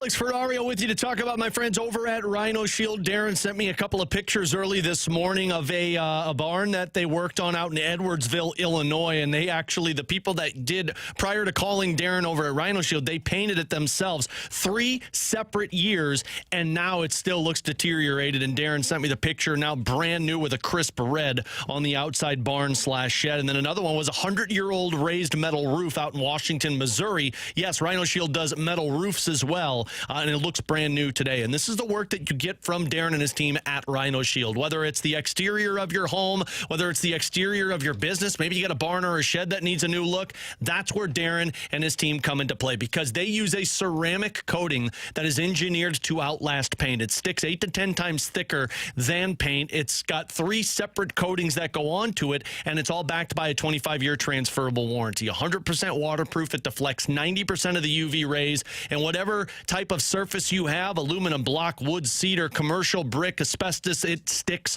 to everything. So give Darren a call today. Tell him Alex Ferrario sent you and give your house, your business, the curb appeal that it deserves. 877-25-RHINO, 877-25RHINO.com.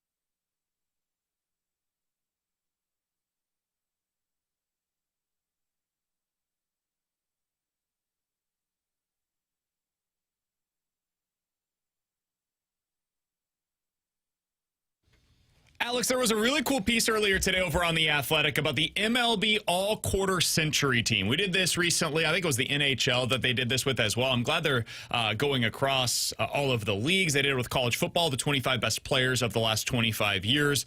For baseball, here's what they had across the diamond. You had 2 Cardinals represented. It's really no surprise on who the Cardinals were.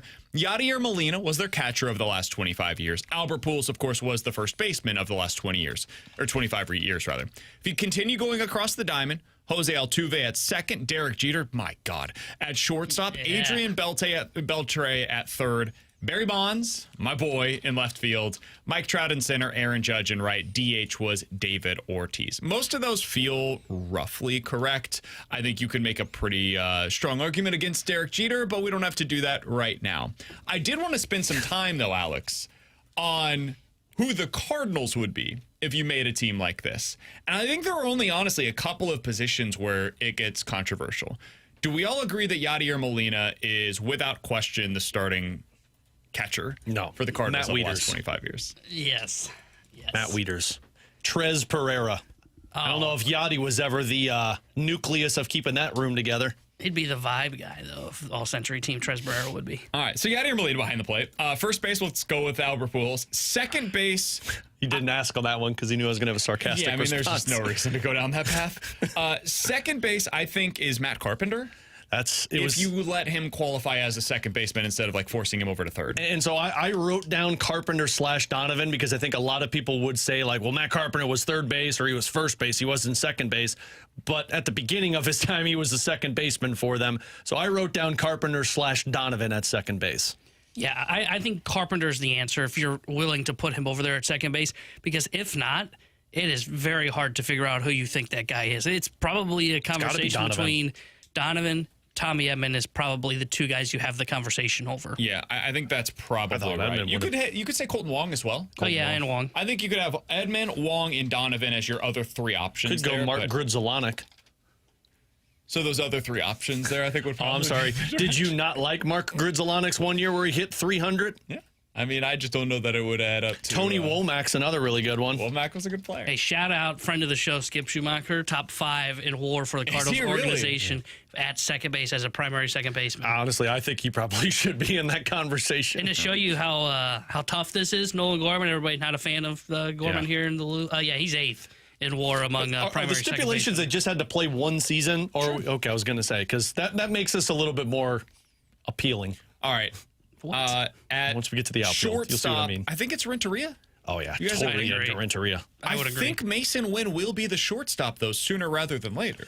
Yeah, because, I mean, after Renteria, we were talking about, like, one after the other. It was Khalil Green and Brendan Ryan and Pete Kozma. So, yeah, I mean, you've never had stability there since Edgar Renteria. DeYoung, Aledmus Diaz. I mean, you've had a lot of different guys fill in over the years. Johnny Third baseman, Scott Rowland. Yeah, absolutely. Yeah. Okay. Not even a consideration for our left field, Holiday. Yep. I agree. Center field, Edmonds. Yep. Right field, Berkman. I wrote down Beltran. I went with J.G. Drew because he's the best in WAR at this position. Was he 2000s, though? He was. Yeah. I thought he was 90s. I think right field is the most controversial spot. That's why I asked one year, because it's like, because originally I was like, okay, well, I guess you could put Langford there. Alan Craig kind of played there. He was more left field, though, wasn't he? Just outfield / first base. Because I wrote down Langford, but I'm like, well, I don't, You know who's probably going to end up being this answer in like 2 years potentially is Newport. Yeah. Because like I'm looking at like WAR, what is it good for? But like the reason I went with J.D. Drew because he just, I don't know, he had 479 games, so I went with it. Alan Craig, to your point, is up there. Ryan Ludwig just only had really 1 great year. That's why, like, I don't know if he would fit in this spot. Oh, that's an interesting one, sure. But, I mean, you could make an argument for Ryan Ludwig. Yeah, because that year carried him to second in WAR in this at right field over the last 25 years here in Cardinals baseball. I mean, if we're talking about potentially adding in like a Berkman or Beltran, that was really 1 or 2 years for those guys as well. So that's why I was saying, like, are we going where 1 year had to be it? Or are you going like where there's like a certain threshold you got to pass? Whatever you think the best player was at that position, I think any of that could qualify. Like Stephen Piscotty is in this conversation for how well he played. It was a very small sample size, but He was excellent in right field as well. Jason Hayward, had he stayed, probably would have been in the conversation for this as well. There's a lot of different options in right. I think that's probably the one spot that is the most controversial. Although the text line, 314-399-9646 is the Air Comfort Service text line. Many people on the YouTube chat as well saying, guys, I can't believe you overlooked the possibility of David Eckstein as the shortstop for the Cardinals of the last 25 years. Good point. I don't... Can I say the thing? Like, I actually don't think it's particularly close. Cool. I agree. I still believe Eckstein should be a Cardinals Hall of Famer because he won a World Series MVP, but... I mean, Eckstein would be up there over all of the other shortstop we've gone through, but he's not going to surpass Edgar Renteria. Wasn't he only 2 years? No, he's 3. Okay, yeah. I mean, like, after this season, I would probably take Mason Wynn over David Eckstein. I mean, no offense to David, I love him. I'd probably take Wynn over him now, but fair. Again, I'm not disagreeing with that. Eckstein would be 3rd. He would be over Paul DeYoung. He would be over Tommy Edman, Johnny Peralta, all of these guys. Like, I would take Eckstein over all of those. Brendan Ryan. I do love me some Brendan Ryan, but David Eckstein better. Johnny Peralta? Yeah, Would you take Johnny Peralta or David Eckstein? I'd take Eckstein. I know where T-Bone's going to lie on this one, and it's not going to be popular. Yeah, it's slug, baby, slug. He'd go Johnny Peralta. I don't know that I would take Peralta because he wasn't very good defensively. He really only had the 2 good years, and then he fell off of a cliff. Like, Eckstein at least was consistent for 3 years and was good defensively. Eckstein was an awesome leadoff hitter for you and was very good defensely. We've also had a lot of people Johnny suggesting Peralta Larry cheated over Walker in right field as well. That's who I thought. Walker was very good, but it was very short. And I think he was kind of, at the time we saw him, he wasn't like the same right fielder that we saw when he was with the Colorado Rockies. Yeah, I mean, he was on his last legs. He said before, like, he loved his time here in St. Louis, but it was such a small sample size with Larry Walker, even less so, I think, than what we saw out of, like, Beltran or Berkman. Reggie Sanders. Go nice Reggie Sanders out there. Reggie Sanders. Love me some Reggie Sanders. Here's a question for you, because we just went position by position. If you had one other guy that you can throw in because of the DH. Sure, like utility. Yeah. Is it Goldie? Ooh. I think it might be, because, like, you've got the core or the big 3 already here with Roland, Pujols, Edmonds. Yeah. Yachty, of course, is the catcher. Like, Goldschmidt's probably been their best offensive player since that grouping. Would it be Goldschmidt or Berkman? But Berkman was such a small sample size. That's why, like, Goldie was better. And Goldie won an MVP. I think it would be Goldie. I think it's Goldie. And the only reason he's not at first base is because there was this guy named Albert that was here. Yeah. Goldie's going to be the guy that ends up not being remembered as fondly as he probably should. Now, many people probably will. I shouldn't say that so definitively.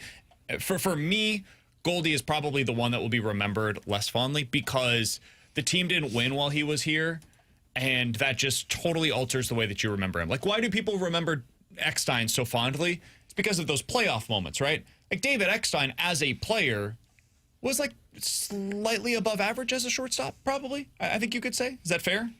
Yeah. Yeah. Just like overall, if you're just judging the player, David Eckstein, above average. Just as a really solid starter at the position. It wasn't anything sexy, but he just played his position very well. If he was on the last 2 years Cardinals, you're looking to replace him. You're looking to upgrade from that position. But he was a part of a group that won. And he ended up being a driving force as to why they won once they got there. So I think that's a big part of the lasting legacy for Paul Goldschmidt is he didn't get there. He never was the guy that ended up having those moments as a Cardinal. And it's why, like, David Freese will be remembered more fondly than Paul Goldschmidt, despite the fact that David Freese was just a good player here, but he had the moment. Paul Goldschmidt never had that moment. Yeah. Those count for so much in this market. Really every market, but certainly this market. Yeah, I mean, he's 7th among all position players in this time frame in WAR from 2000. Arenado right behind him, though. Like, Arenado, now I'll be curious to see how his career kind of ends here in St. Louis because he had really just one great year. He was okay for 2 of those other years, but last year, on top of what it looks like this year's going to become, and then who knows what it looks like down the road, going to be pretty tough on what his overall numbers end up looking like. I still love Lance Berkman, and I think he should be a part of this. That dude was 35 years old and hit 31 home runs for the Cardinals in 2011. Really good. It was only really the 1 year. And I think that's the one thing that hurts him. take it, though, man. We're really only talking about that But one. if we're talking about it that way, like I think Ludwig has to be in this conversation. Yeah, I'd agree. Luddy's year was every bit as impressive, in my opinion. Or Tommy Pham, you could throw into that situation as well. Tommy Pham had a couple of really excellent that's why I asked. Like, I feel like if we're doing this, you got to have like two different windows. One where it was like where they played. Yeah, Tyler O'Neill's 2021 season was every bit as good as what Lance Berkman did. Gold Glove. Again, this goes back to you remember that season so fondly because they won. These guys that I've just mentioned were every bit as good as what Berkman was that year, but they weren't as clutch in key situations when the games mattered the most. Yeah. And that's ultimately why we remember him so fondly. Somebody on the text line real quick before we get to Believe It or Not on the other side, 314-399-9646 is the Air Comfort Service text line. Says, what would you guys do for the starting five? I think three of these are really easy. Waino, Carp, Lance Lynn. Then it gets a little more difficult. Matt Morris. You think Morris too? Matt Morris, absolutely. I'd be cool with that. I think Matty Moe is one of those guys also that ends up getting a little underestimated. Who would you have as that fifth? I think Carlos could be in consideration for this. I think Jack could be in consideration for this. Trying to think of who else would be in that category. It gets a little tough. Woody Williams. Yeah, Woody Be Williams. in that one. Was Daryl Kyle could be in that one. I would lean towards Jack. You know who will get should at least be thrown in the conversation because of WAR's carrying his numbers is Michaelis. Yeah. Since 2000, Michaelis is fourth in WAR among Cardinal starters. If I just told you, like, hey, you can have a season for Miles Michaelis or Carlos Martinez, I'm taking Carlos. You can have a season for Michaelis versus Jack Flaherty, I'm taking Jack. Like, better stuff. I understand what the numbers tell me, but there's a certain thing on this where it's just like, hey, man, you're out on WAR. I watched them pitch, and that guy wasn't as good as the guys that I'm talking about. You know what really hurt Miles Michaelis? That one game where he almost had the no-hitter. Yeah. That game where they didn't, what was it, Bader that didn't get to it in center field. Totally. If he Tampa, hits right? that, if he gets that and it's to the no hitter, I think people are having a fondly different memory of Miles Michaelis' time in St. Louis. Lackey's another one you could throw into this again. Walker, One of those like really small samples. Walk is a really good one. Walker's a good one. Mark Mulder. I think I would go. Could put Mulder. I mean, but Mulder he was very good. Mulder when he was here, injured, was he? but Mulder was good when he was healthy. I think I'd go Carlos. I think I'd go Jack. But I'm a Jack honk. So. Yeah, I think I go Carlos as well. I think I would go Carlos Martinez as my fifth. You could make a pretty strong case for Jaime Garcia, but again, that's one of those where, dude, the feeling watching him did not feel like the numbers that he produced. Yeah, and His tum-tum was upset. yeah, I was just about to say he had some weird other stuff. Jeff Suppan, people bringing up? Yeah, I mean, all of those guys, like the mid-2000s pitchers for the Cardinals and then all the way up until 2011, like they just constantly had a cycle of really solid, like 3, 4, 5 starters. Yeah, that was Kyle Loesch, where it was like every year, I'm like, how bleep is this guy doing this? Who Coming would up be your next, closer, real quick? Get one closer. I'd go Izzy. Really? I'm going the Hall of Famer. I'd go probably Helsley. I think he's got the best stuff of all it's of them. Izzy, Rosenthal, or Helsley. Those are the three. Yeah. Mine would be Izzy. I'm going the Hall of Famer. Yeah, I'd probably go Izzy as well. Man, I think I'd go Helsley. Again, I've seen him do it when it mattered, man. All right, coming up Plus he next, had that Believe It or soul Not, patch. here on 101 ESPN.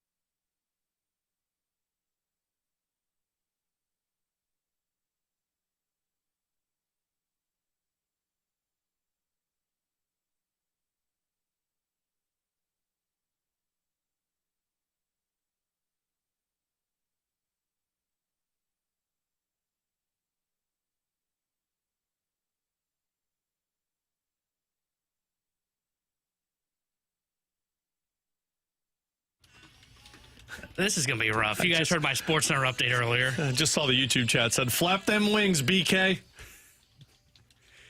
Believe it or not, I'm walking on air. I never thought I could feel so Free, Flying away on a wing and a prayer.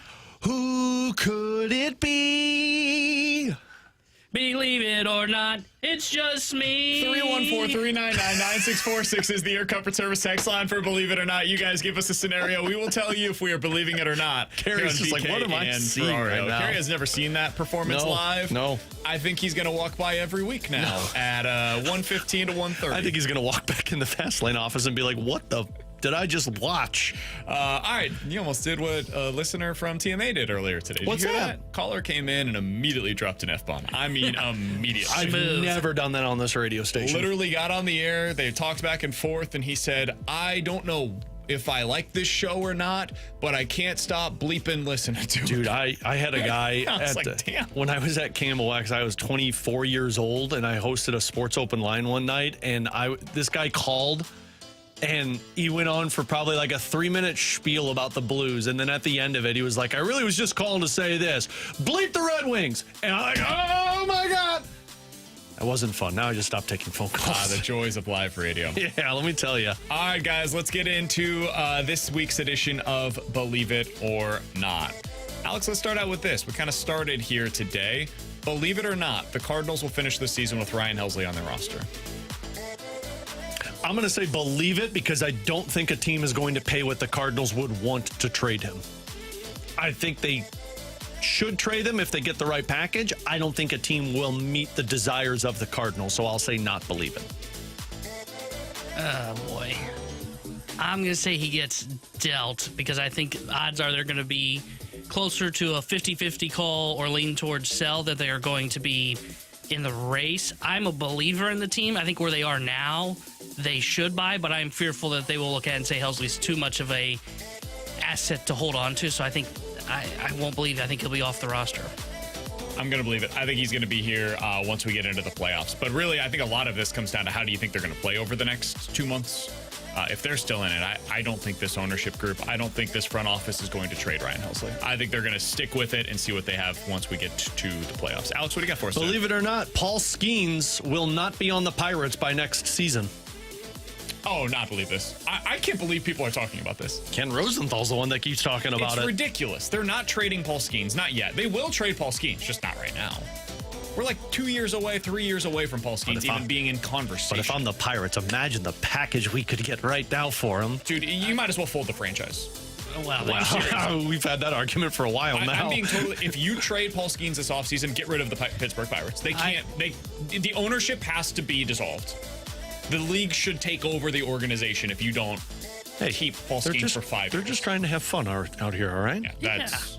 Yeah. It actually angers me, if you can't tell. It angers me that Ken Rosenthal continues to bring this up because it shouldn't be a conversation. And the fact that there is a team that it at least is like 5% believable that they would do this is embarrassing for everybody involved in Major League Baseball. And this is a league that has 2 teams right now playing in minor league baseball parks. So, I mean, they got 17 wins on the season right now. I don't really know what else they have to sell. yeah, Paul Skeens, that's what you have. BK's not going to like this. I'm not going to believe that he would be traded by the end of the offseason. I believe there is an argument for them to make the move because he would get such a haul for what they would be doing. And they have nothing coming, and you're not going to spend money as an organization. So I think there is an actual argument to make that trade. I think it's the same one that was had, who was it, last year, 2 years ago? Mason Miller. But he was a closer, so he didn't carry as much value. So that one I didn't understand as much. I would have traded that guy in a second. Skeens, I think there is an argument. I don't know that I would do it, but I understand the argument to say, hey, they should trade him. That's absurd. Absolutely absurd. Trading one of the best pitchers of the last 25 years, potentially, and that's what Paul Skeens has the chance to be. While he's in his second year and his first real year of like pre-arbitration, that is crazy. Dude. I say trade him. You're insane. Alex, I T-Bone, what think do you it's got for real. us today? I think it is a real and Thanks, fair buddy. argument to have. You've been You would really outvoted. consider that. Yeah, because you're not going to spend, so I can't just build the roster around him by going out there and And you're not filling my winning roles. anytime Dude, you have soon. I'm not 6 winning right now. years. It takes a long time to develop guys in the minors. It doesn't take this long to build man. Yes. a And competent for a team. guy that always says, hey, I wouldn't build like the way the Mets built when they went on that World Series run with pitching. Man, I understand he could be one of the best pitchers in baseball that we've seen over the last decade and the decade plus. He could also break tomorrow and never be the same guy. So I think it is a fair argument to have to possibly make this move for that organization. Shame on you, BK, for trying to keep a guy like that on one team. It does not take 6 years to get better. It doesn't. The Royals did it in a year by just trying. They didn't try that hard. They just Okay, tried a but little what about bit. when they weren't trying? How long did it take? Yeah, they More than weren't 6 trying. years. Yeah, because Okay. they were bad, they were incompetent, and they weren't trying. When you Well, combine all that's- three of those Pittsburgh. things. Cardinals have been trying for like the last Yeah. 5, and they've been bad. I'm making a pretty bare bones basic argument. Can you try a little bit, Pittsburgh? And The if the answer's answer is no, then again, I go back to then the league should take over the ownership group. They should force them out. we won't should do have a that. cap and a floor. They won't do that either. Guys, believe it or not, there are at least 2 active St. Louis Cardinals that on the roster now that in 10 years could qualify for what we just did, an all quarter century team Two for the Cardinals. You said 2 players? Yep, at least 2.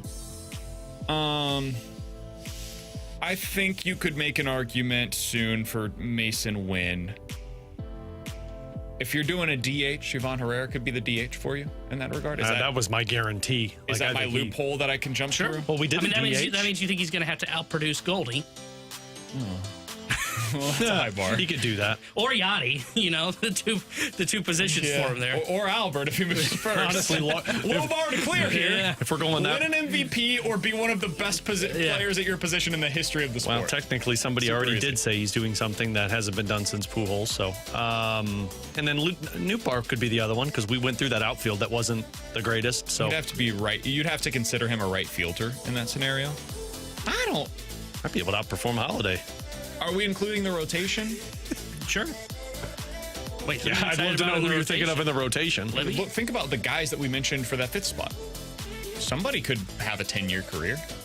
That's basically all it takes. Yeah, I don't know if I see that guy on I was here, gonna but say, I guess you're going off of Libby, and then I'll say not. I don't. yeah, it's not. I don't see the second player. I think Mason Wynn is the one guy that is currently on the Cardinals that I could say, yeah, when we get, say, 35 years, the 35-year team, Mason Wynn could be on that. I mean, I guess Donovan technically could because we did the second baseman thing gonna be too. Carpenter? He'd have to outperform Carpenter, which he could. I mean, he could. You're not Possible. going to get the power though from Donovan, but can you be better in terms of consistency with Devils? I mean, he'd be the other one that I'd consider. Yeah, I'm going to not believe it. I think it's just one. it's interesting because I think I would believe it because I agree with second? Wynn. I think the second's going to be one of either Donovan outproduces Carpenter, who we said, or Newpark stays healthy and produces and beats out whoever you had in right field, J.D. Drew. But he'd have to play right field, right? We're not. Well, No, I mean, we said he played. outfield. I said left, right, and center. Well, you were going to put Craig in right, and Craig was we left. had to make an exception for Matt Carpenter If at we're just second. doing that, then I would say believe it for sure because I think Victor Scott could be that guy too. I think Newport or Victor Scott could end up being that third outfielder for you. Hell, I think Donovan could. Sorry, end up that being doesn't third apply. outfielder Scott's for got to you. be center fielder. Yeah, exactly. Now you Sorry, guys changing the rules corner on me again. outfielder is different than the center field spot. All right, 314-399-9646 is the air covered service X line for Believe It or More Not. right than Carpenter. Alex from the 314, believe it or not, Robert Thomas will get at least 100 points next season if he stays healthy. Boy, 100's tough. If that would have been 90, I'd say absolutely. I'll say believe it, though, because I think if we're going down the path of staying healthy, I think he's got the pieces around him now that can produce 14 more points. So I'll believe it. I'll say not, just because, I mean, how many people produced Since Shanahan was the last time somebody did 100 points. I'm for the talking Blues. about in the NHL this season. Oh, well, Marner did it. If anybody could do it. Okay. That was unfair. Apparently it's easy. Sorry. There were 6 players that produced 100 or more points this year. David Kucherov, Draisaitl, Marner. Who else am I missing? McKinnon. Duh. You're missing one more. Played on a bad team, but he's a great player.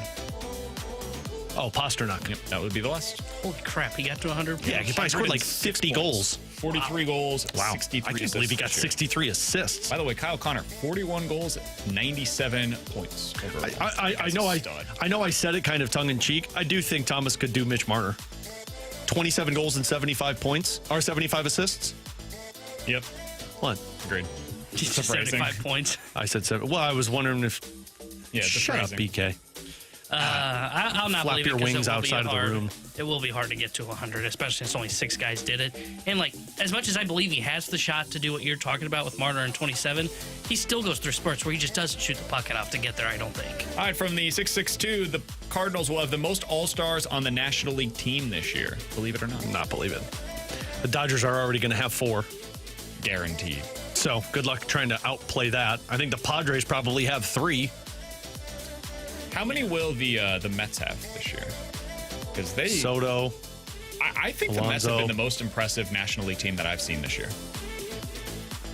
Yeah, that's I think and then Diaz, Lindor, Alonso, Soto. Soto will get in. I think Diaz gets in still. they'll probably have 3 or 4. I don't know if they'll have anybody else. Somebody from the outside of- pitching staff will get onto the team. Probably Senga.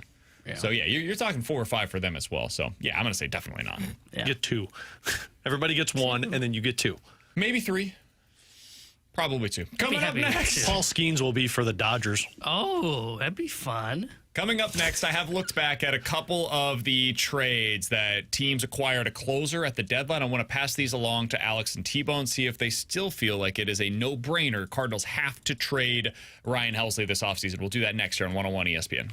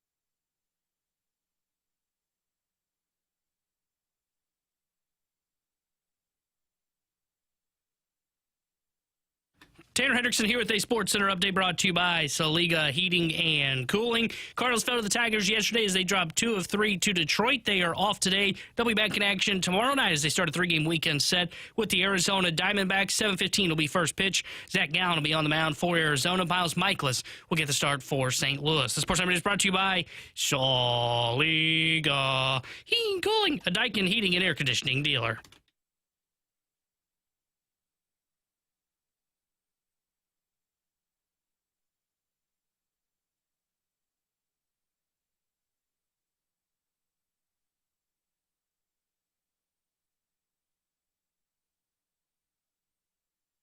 Alongside Alex and T-Bone, I'm BK. It's BK and Ferrario here on 101 ESPN. Alex, finding these trades that have taken place in recent seasons for big-time relievers, it's just not an easy thing to do. But we wanted to do this because I think it sets the proper expectations for people that are saying right now, hey, you have to trade Ryan Helsley as you get closer to the deadline. You have to do it. It's like malpractice if you don't. I think it's important to know, okay, this is what teams got in the past, right? So the trade that a lot of people reference in this regard, where it's like, hey, you got to move Helsley because look at what you could be getting in return. It's 2 deals involving Aroldis Chapman. One is when the Royals traded Chapman to the Texas Rangers, and in return, they got Cole Ragans. Now, I think it's worth noting, Cole Ragans at the time was not performing well for the Texas Rangers. He was a reliever / starter for them and had like a 5 ERA. Comes over to Kansas City, immediately figures things out, changes his arsenal a little bit, and boom, legit number 1 or 2 starter for a contender. That's what Cole Ragans became. You don't want to miss out on that, right? If that's available for you, well, hot damn. Like, yeah, you got to take the number 1 or 2 starter. You basically are saying, hey, a better version of Matthew Liberatore. Can I get that? That's what the Royals were able to get for a few months of Aroldis Chapman. The other Chapman deal was the Yankees to the Cubs one, where they end up getting a couple of eventual young studs as well. Beyond that, Alex, man, there's just not a ton that you can look at, point to, and say, like, yeah, these are the deals that, man, if you missed out on this, can you imagine what it would have been? Craig Kimbrell was traded back in 2021 when he was with the White Sox, or it was with the White Sox from the Cubs. You got Nick Madrigal. It's a good player. Would you guys say Nick Madrigal is like a can't miss guy though? That if that was available for Ryan Helsley, you'd be like, man, the Cardinals really missed out by not trading for him? No. Okay. Did you want more of an emphatic answer? I wasn't sure if there was going to be more. Because he's not good. The next year, 2022, that was the big one, by the way, in 2021, was Craig Kimbrell getting dealt. 2022, the big one was Josh Hader, and this one I think there's differing perspectives on.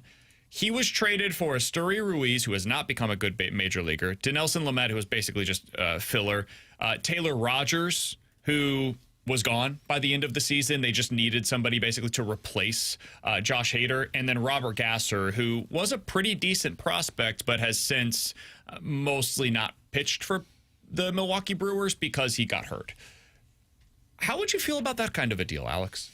Esteury Ruiz eventually was part of the deal that allowed Milwaukee to acquire William Contreras, but that player in and of itself did not really end up doing much for them. Yeah, at the time of the trade, I'll look at that and I'll be like, what are you doing? But I also understand. Ruiz was a good prospect. Yeah, but it was a good prospect, but it was kind of like, okay, I mean, I guess if it's a great prospect, you're going to be excited about it. I mean, the hard part is it's not just a matter of make the trade and then I'm going to be happy about it immediately, because they're not getting a major league player back right away. You're getting somebody that you're going for potential.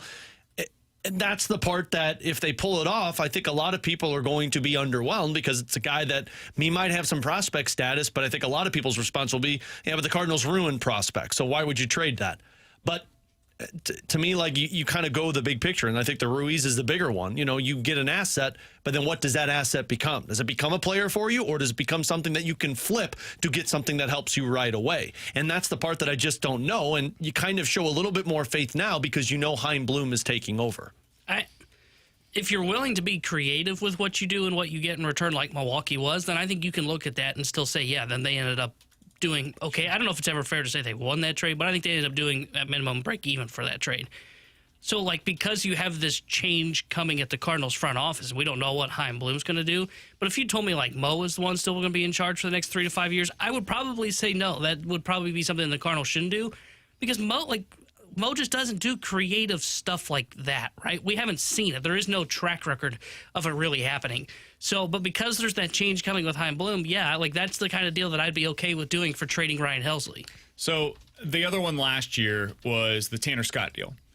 This was a big one. He ends up going to San Diego, and in return, the Marlins get a bunch, right? They got an infielder. He really wasn't a big piece in this, though. He was a guy that, like, you look at what he's done in his career, he's kind of a throw-in, lefty utility type of a player. But they also got a pitcher in Adam Mazur, I believe is how you pronounce his last name.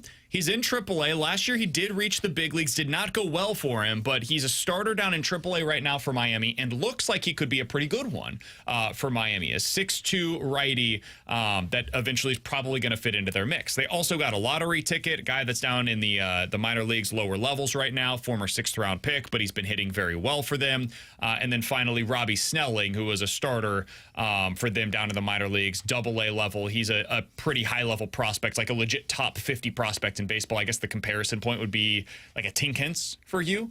Maybe Quinn Matthews. That level of prospect is what you're talking about. He was the prize in this kind of a deal. But Robbie Snelling's 21 years old. He's probably like 2 to 3 years away from the big league level. These other guys are not really like significant contributors for the next year or two as well. Is that something that knocks your socks off? No, it doesn't. And that's in that scenario, I'm not trading Helsley. The only reason that I'm considering it is, I mean, he is going to be the sought-after commodity on this market. I think it is very similar to what the Aroldis Chapman thing was. Now, I don't know if you're going to get the same package back that we saw with the Cubs deal. Like, you're not going to see a guy that's major league ready get traded right away. But I do think if you're a team that's desperate, that's going to be the one guy you're going after. I agree, but these were all guys that you went after if you were desperate as well. Like, Tanner Scott was the guy last year. Aroldis Chapman was the guy before that. It worked out for the Royals. The year before that, it was Josh Hader. It kind of did. Like, in a roundabout way, that trade definitely worked for the Brewers, but they got creative in order for it to work. You look at the White Sox deal with Kimbrel and the Cubs getting Nick Madrigal. Like, that didn't necessarily work for the Cubs. They eventually kind of had to move on. That's the last 4 years at the deadline. It's really, like, since 2020, COVID season, that's a strange year for a million different reasons. That's the history of these guys getting dealt. And somebody on the text line said, guys, if you want to play this game, then just never trade anybody because trades are hit and miss. My argument here is that trades are a lot more miss than hit. Could you end up getting the return that the Royals got for Aroldis Chapman? It's possible. It is possible. And you have to trust the front office to get it right. The point that I'm trying to make is it's also possible the Cardinals go on a run to the playoffs by keeping that guy in place. And you are locked in to get a top 75 pick in return when you put that qualifying offer on him. So are these guys that you could potentially deal with for that much better than the possibility of going on a playoff run with Ryan Helsley in place and that 3rd round comp pick, that top 75 pick that is locked in, ready to go? That is really what they're weighing as they get closer to the trade deadline. And for me, if they're out of it, sell them. Sell them. I'm all in favor of that. Sell him, sell Eric Fetty, sell Phil Maton, sell Steven Matz. Consider selling on some of the guys that have another year of club control. I'm not somebody that is saying, like, no matter what, you have to keep these guys in place. I do not believe that. I do think, though, if you're like a 50-50 proposition and you're still very much in it, I would lean towards just hold. Don't go out and spend significant assets, but just hold as you get closer to this year's deadline. Yeah, and I mean, I will understand that argument when we get to the deadline, but I do think it's very situational still because I just don't know where you're going to be at. Do I believe in this team? 100% I do. But do I believe in this team enough to say, hey, we could get a really good package for Ryan Helsley if they find that package available to them? I think I would defer to a guy like Chaim Bloom who is taking over to find out what you think is best for this team. And as much as we've had the conversation of, hey, what have you gotten in return? And as BK pointed out there are a lot of misses. There aren't a lot of guys that have come up and really had impacts on teams. But my counter to that is I just look back on the last 3-4 drafts in the comp pick section. there's just a whole lot of guys that either aren't up at the big leagues or have flamed out already. It's basically the same gamble. And it comes down to what is the front office, what do you feel about that draft? Randy Flores has a pretty good record of drafting guys. So does Randy Flores feel pretty good about what they look at their big board from the, I don't know, like 30 to 40 range to see what you're looking at there for that competitive balance pick? Or do you want to go with somebody? And the other thing, too, and this was kind of my argument, is you're probably going to get somebody that is closer to the big leagues. Now, maybe there is a throw-in that is like a guy that's in like the Florida Complex League. But if those guys are closer, and like that one, I don't remember who the trade was, but you said there was like a prospect that was like Tink Hent's caliber that went in return. Yeah, Robbie Snelling. I would probably take that trade. I would probably take that trade. Even if you're where you are right now, you're a game or two back of the playoffs. If you're a game or two back and there are a couple teams ahead of you in the wild card, then yes, I would. Coming up next, the Rewind here on BK and Ferrario.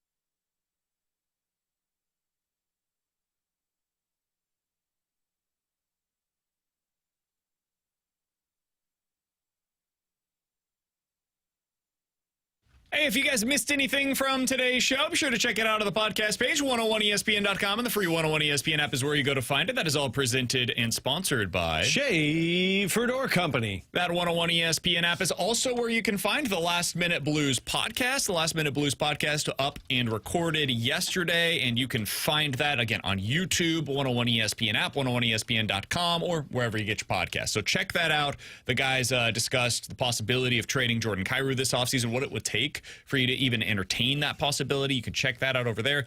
T-Bone and I both recorded a Redbird report yesterday as well. So if you're looking for some more Cardinals content, check that out. All of the places where you can find the Last Minute Blues podcast, you can also find the Redbird report. We did a deep dive on what we learned about the Cardinals in this 9-game stretch against contenders, talked about what the pinch hitter situations tell us over the last 2 days about how the Cardinals view their current roster, and how is this pitching going to fare against the Arizona Diamondbacks offense? They're third in Major League Baseball this year in OPS, behind only the New York Yankees and the LA Dodgers. Those two teams, and then Arizona. That's third. How is this pitching staff going to stack up against that offense? We talked about that all, broke it all down for you over on YouTube at youtube.com/101ESPNSTL. If you or someone you know is interested in Cardinals content, highly recommend checking that out. Alex, been a good show today, man. I thought it was outstanding. What would you say was your best segment, your favorite segment? Probably the junk drawer. Yeah, I thought that was a pretty good one. I liked how you wanted to trade Dvorsky. You know, I wouldn't say anything else. Ooh, you know, that was a deep good tease. one. You know, deep tease. Ferrario trying to move on. Let me ask you this: if you want to go back and listen to that one, would you guys trade Dalibor Dvorsky for Jack Eichel? Yeah, I would do that. Cool. Go back and listen to the episode. You never actually mentioned those No, I numbers on didn't the until air, afterwards. So I guess That was now an I got off-air thing, now I and now got to you're do it. bringing I it on totally air. forgot that, but Yeah. go look at the first 5 years of Jack Eichel with the Buffalo Sabres when that team was bad, and then look at the first 5 years of Matt Barzal with the New York Islanders, and then compare the two. And then once Jack Eichel got away from Buffalo, then he really broke into it. Yeah, he had to get like a whole new neck and everything, though. Well, let's talk Barzal about doesn't need a Brayden- new neck. Let's talk Just about needs a new city to play in. Brayden Schenn compared to the free agent options available out there on the market. We talked about a lot today. You kind of yelled on that segment, so I didn't appreciate that. I did? Yeah. Did I? You got Tony there. The most he yelled today was when I said they should trade Paul Skeens. Yeah, the Tony Yeah. meter today has probably been like at a 6.5. Yeah. I'm very happy I'm going to Branson were tomorrow, upset that with- I don't have to be Oh, yeah, around you're your out tone. tomorrow? Hallelujah, man. I'm Branson bound. Well, enjoy yourself out there. Enjoy Steal Your Dollar City. Me and T-Bone will have you guys taken care of tomorrow here on the show. I forgot about that, but we're going to do a great job. Brad Thompson's going to be here. We'll have Mike McKidd on the show as well. The Fast Lane has you guys taken care of from 2 to 6 right here on 101 ESPN.